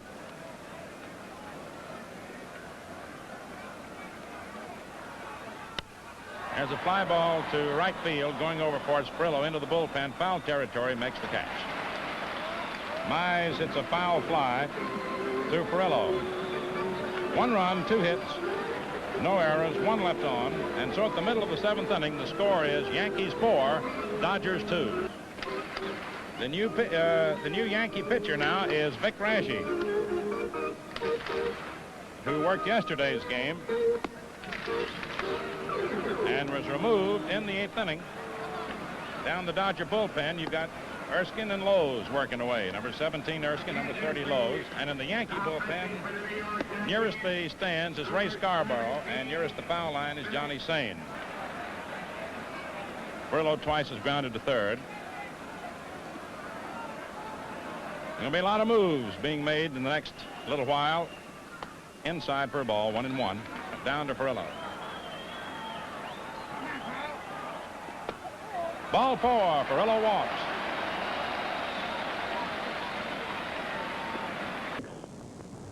Manager Stengel sends Vic Raschi into pitch in the Dodgers' 7th. Furlow walks. Never be forgotten. 2 balls, 2 strikes. Furlow off first. Nelson lifts a high pop to short. Rizzuto under it. He almost lost it in the sun, had a little difficulty. There's Dressen hollering up there. Furlow on first base, 1 out. We'll see whether or not he'll be running with the pitch, most likely. We'll see. There he goes. Pitch is swung on, hit out to right field for a base hit. Furlow on his way to third, holds up as the throw is, it hits Furlow on the leg. And then Berra goes over to grab it. And with 1 out, Huck singles to right. Stopping to watch the action. Strike 2, got the inside corner.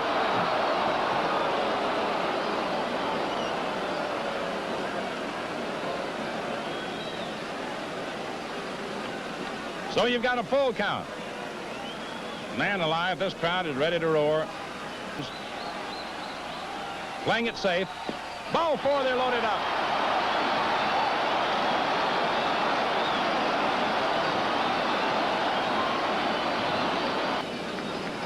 A left-hand pitcher. Here he comes.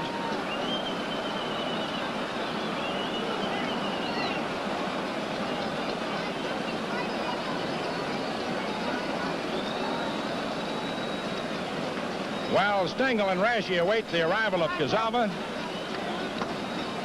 off to the right of home plate, the Duke with Jackie Robinson and the Dodger bat boy, and Jackie's talking to the Duke. And boy, here's your chance.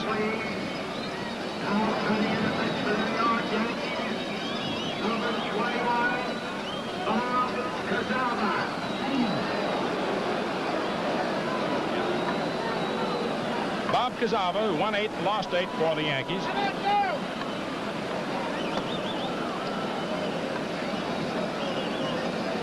From Wyandotte, Michigan. A 6'2", 200-pounder. Blue eyes, blonde hair.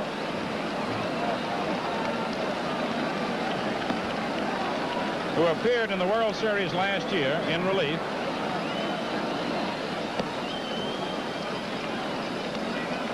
Pitched 1 inning in relief last year. First base is Pee Wee Reese. On second base is Billy Cox. On third base is Carl Furillo. 1 out. The Yankees 4, the Dodgers 2, and the Duke get back.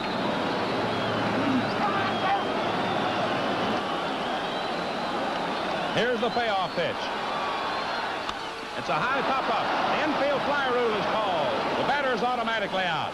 McDougal has it. So a tense moment there. And the tension still holds because the bases are still loaded and the batter is Jackie Robinson. Now, here comes Casey out of the dugout. Let's see. He may still switch. I don't know. Casey goes back in. Decides to let Cazava stay with it.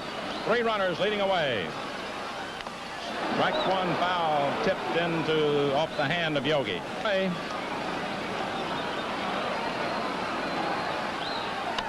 It's a high pop-up. Who's going to get it? Here comes Billy Martin digging hard, and he makes the catch at the last second. How about that? There was a ball that the wind held up. And even though it was just a high pop-up, Billy Martin still had to lunge for the ball. Man, it's been a great series. It still is. We got 2 more innings at least to go.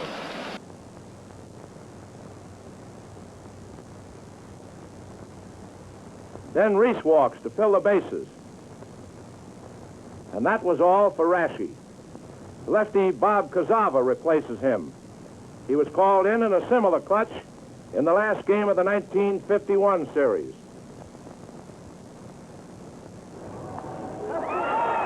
Snyder, working Cazava to a 3-2 count, pops to McDougald.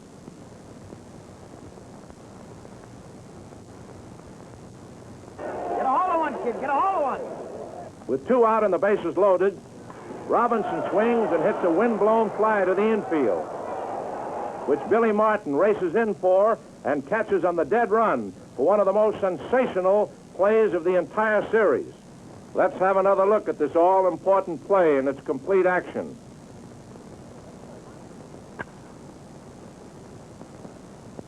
This ends the inning for the Dodgers with the score still 4-2 Yanks.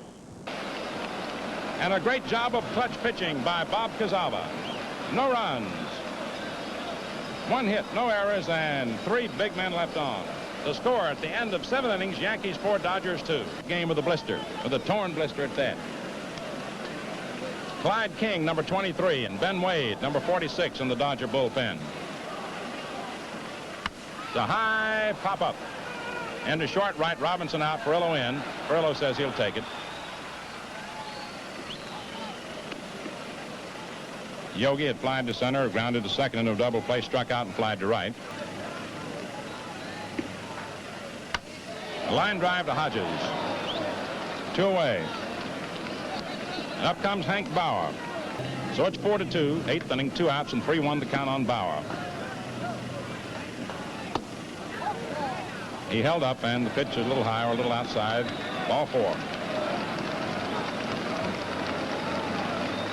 Finger into some water and into the black dirt, rub under his eyes to protect against sun, the glare of the sun. That may be what Billy has done too.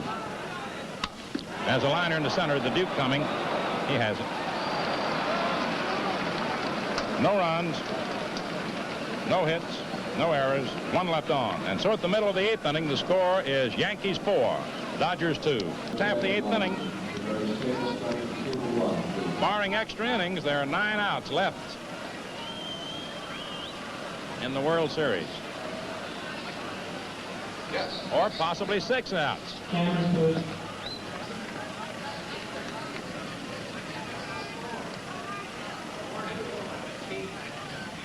Strike 3, strike him out.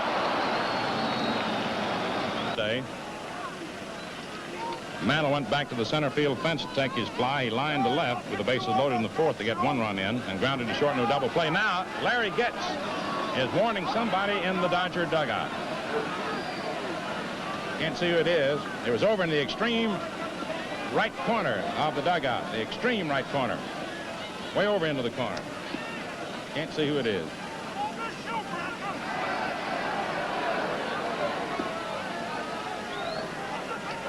Now he's throwing him out. I don't know who it is, and that we'd like to get the identity of that, but I believe the only person ever to been thrown out of a World Series was Joe Medwick. And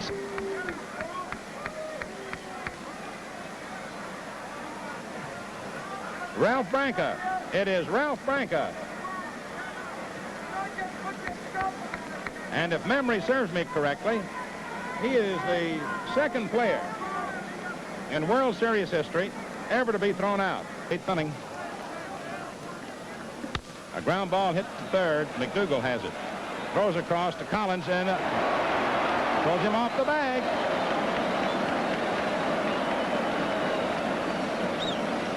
That's 2 throwing errors for McDougald.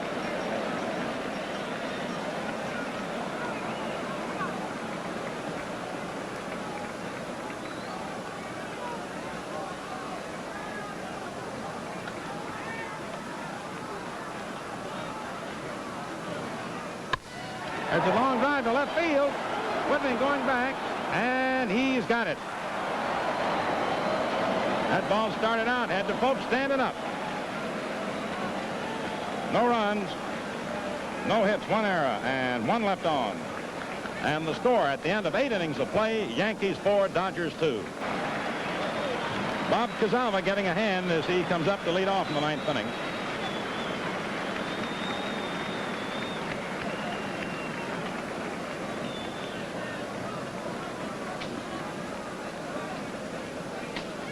Cox and Reese. Slow bounder hit out to Jackie Robinson. One away. Here's Gil McDougall.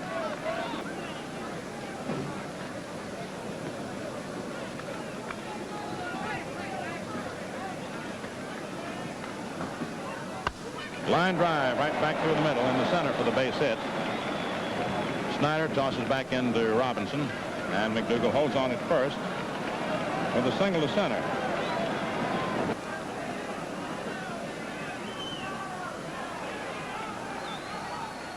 A high pop-up foul back at third. Billy Cox drifting over toward the stands and in.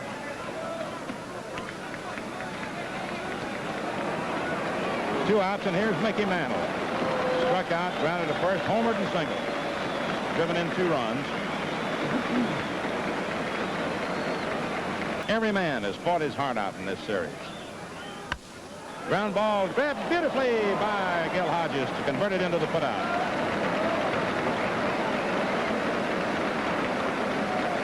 No runs, 1 hit, no errors, 1 left on. And the score at the end of 8.5 innings, Yankees 4, Dodgers 2. Champion. Or whether we continue on into extra innings. We can determine it one way or the other.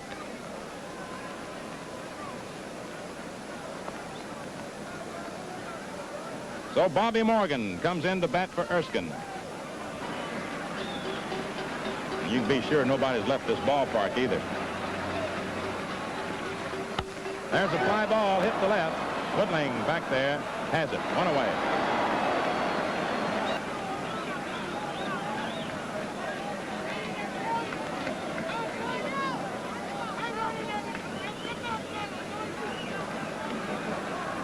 Curve is hit sharply to second. Martin has it. Throws to Collins, 2 away.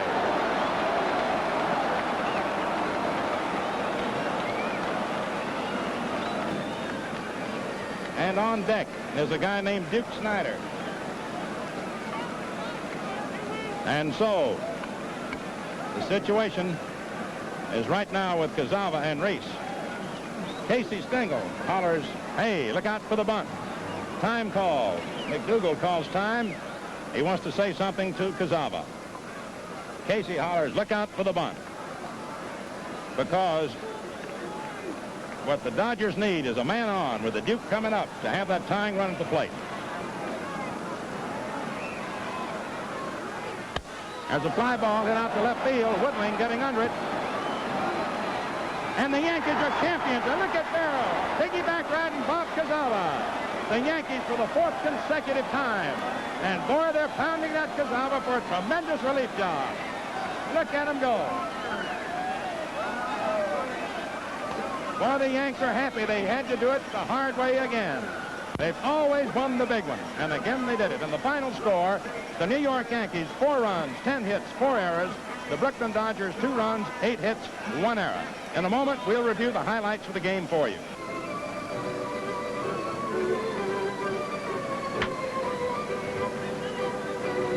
Well, Red, the camera is back on us, and it was a tremendous series. Congratulations, Mel, on a great job, and congratulations to the New York Yankees for the second time,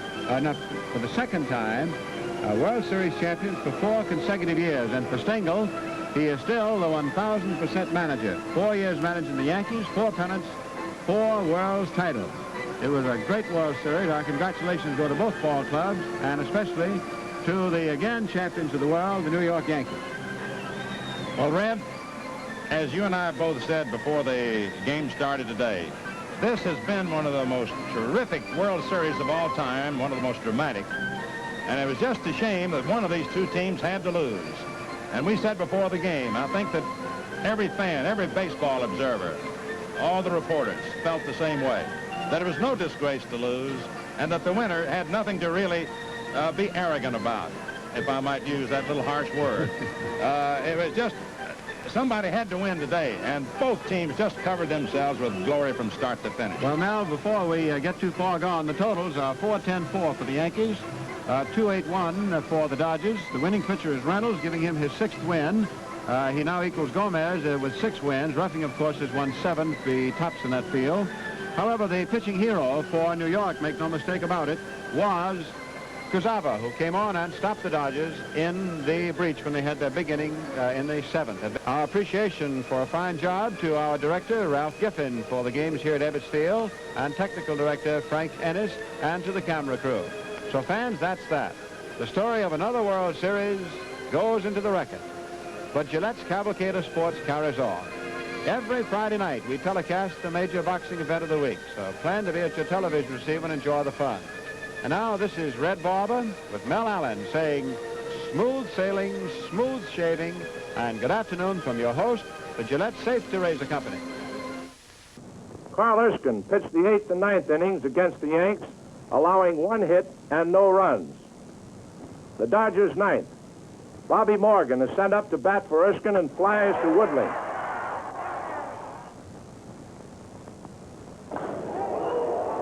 Martin throws out Cox and is 2 away.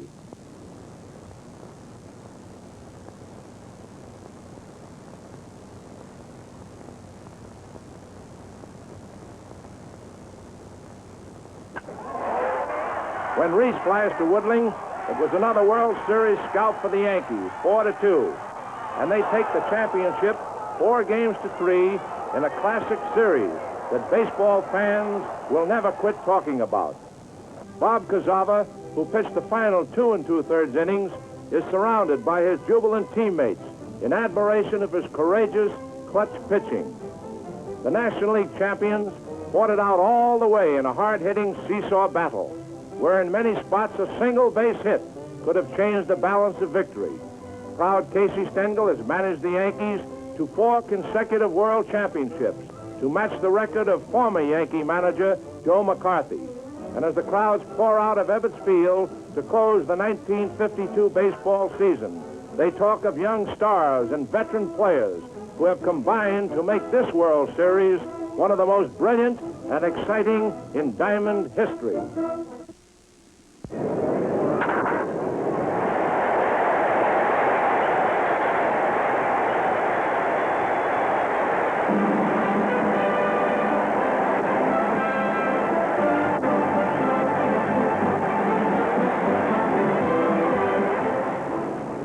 Hiya, fans. I'm Marty Glickman. We're out at the ballpark to talk with Gene Woodling. But first, let's watch him in action.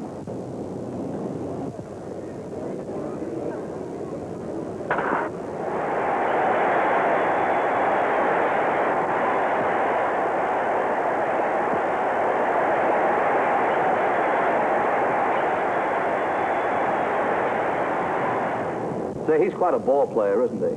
You know, he's a perfect example of a fellow who couldn't quite make the grade with one ball club. He came up with Cleveland first, then to Pittsburgh, and now he certainly made it with the New York Yankees. You ought to hear about that from Gene. Hey, here he comes now. Hiya, Gene. Nice to see you. Hi, Marty. Nice to see you. So we were just talking about the fact that you came up with one major league ball club, the Cleveland Indians. You didn't actually make the grade until you were with the New York Yankees. Can you tell us about that? Well, Marty, I was an example over at Cleveland of a young ball player not ready for the big leagues. The example was made more broader because of me being born and raised in Akron, Ohio, and everyone wanted to see me make good. But I was treated just like any other young ball player, and Lou gave me every chance in the world. I just wasn't a major league ball player at that time. By Lou, you mean Lou Boudreau? Lou Boudreau, yes.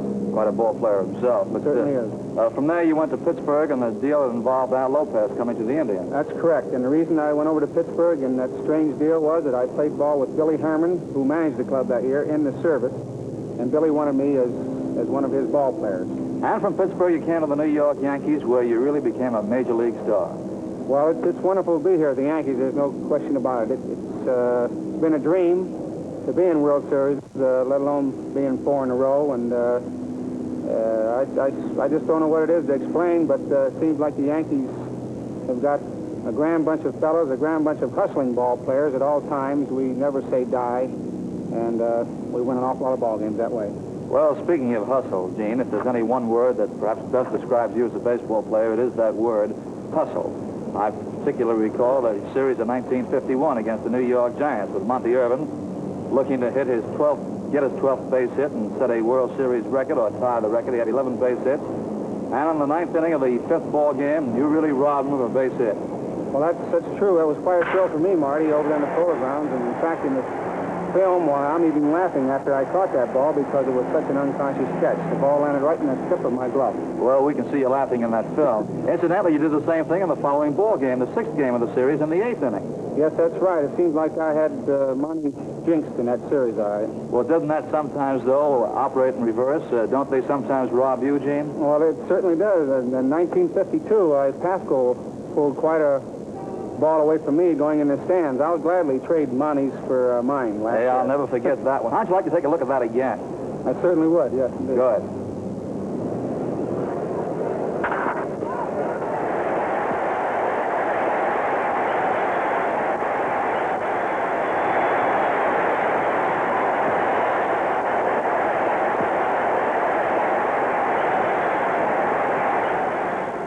Say, Gene, when Pascal pulled that ball in, what did you think? What were your thoughts at that moment? Well, Marty, our thoughts right then we wouldn't want to reveal, but I was mad. In other words. No question about that. But say, the kind of hustling baseball that you played through the years sometimes gets you in an embarrassing situation upon occasion, doesn't it? The way you try so hard, sometimes you might run headlong into something embarrassing. Well, that's true, Marty. In 1950 World Series, I rounded third base on a play in Philadelphia so hard, and I tried to get back on Wakes' throw back to third. In fact, I almost crawled back to the bag to get back. And sometimes you can overdo that hustling when you're in a ball game. Speaking of hustle and hustling ball players, you played alongside of the great Joe DiMaggio the last several years of his career. Was it noticeable to you that DiMaggio was slipping, was slowing down? Well, Marty, truthfully speaking, playing alongside him, Joe didn't slow down. In fact, he was just as fast as the day I arrived at the Yankees as the last day he played with them, as far as his speed in the outfield and as far as covering ground. He covered an awful lot of ground out there, and like I say, he covered just as much in 1949 as he did in 1951, the last year he played. And as far as his speed is concerned, he was probably just as fast on the bases, if not faster than anybody else in the league. You must have learned a great deal playing alongside of Joe. Well, Joe was a great inspiration to me. In fact, I thought I was a pretty good outfielder when I came to the Yankees, and I soon found out that I had an awful lot to learn, and Joe was certainly a good tutor. Well, one of your most inspired days came in 1952 in the 7th game of the World Series against the Brooklyn Dodgers. That was really a good day for you. It certainly was. How'd you like to see that over again? I certainly would, Marty. Well, let's look at it. Gene Woodling unties it with a 5th-inning homer over the screen and right. The 6th inning, one away. It's the young Yankee star, Mickey Mantle, at the plate. He swings and trots a home run over the right field wall into Bedford Avenue, sends the Yanks into a 3-2 lead in the seesaw battle for the championship of the world.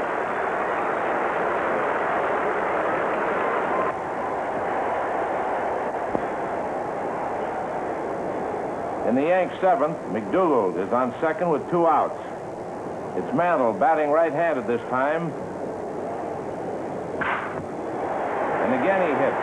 It's a single to left, scoring McDougald with an all-important insurance run. The score is 4-2 Yanks. The Dodgers' 9th. Bobby Morgan is sent up to bat for Erskine and flies to Woodling.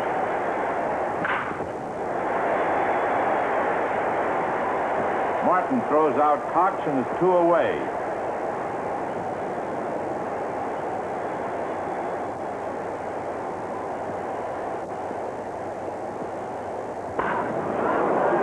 Reese flies to Woodling, and the Yanks are the world's champs, 4 games to 3. Yogi Berra goes wild and leaps on Cazaba's back. The game-saving Yankee left-hander takes a beating from his happy teammates, and the Yankees go off the field with another dramatic World Series victory. Say, Gene, that home run you hit in that 7th ball game put the Yankees out in front. Well, it was a wonderful moment for me, Marty, being the 7th game of that World Series, and we had to win that ball game. To get out in front in those games is a wonderful thing. How many home runs have you hit in the series? I've hit 2 home runs in the 4 World Series. What was the one preceding this one? I hit one against the Giants in 1951, over in Polo Grounds. And it was you who made the last out in the 1952 World Series. You made the last putout. I'll never forget that, Marty, because, of course, winning a World Series is a wonderful moment, and that was the difference between $1,800 to each ball player, so I certainly won't forget it. Well, Gene, when that ball came out to you, What were you thinking of at that moment? Well, right at that moment, it was just catch that baseball was the big moment. But Right after that? right after that, well, I guess I jumped about 10 feet in the air, if I can jump that high, and was really very happy. Well, there's every reason for you to have been happy at that particular moment. You know, Gene, there was a great baseball player here at the Yankee Stadium called Old Reliable, Tommy Henry. And these days, they're referring to you in pretty much the same terms, only they call you Old Faithful because of the way you've come through in the clutch. Well, Marty, it certainly is a wonderful name to have follow you through baseball, and Tommy Henry was very deserving of his name of Old Reliable, and I certainly hope that I can stand up to my Old Faithful. Well, along those lines, continued success and the best of luck in the many years to come, James. Thanks very much, Marty. Good seeing you. Good seeing you.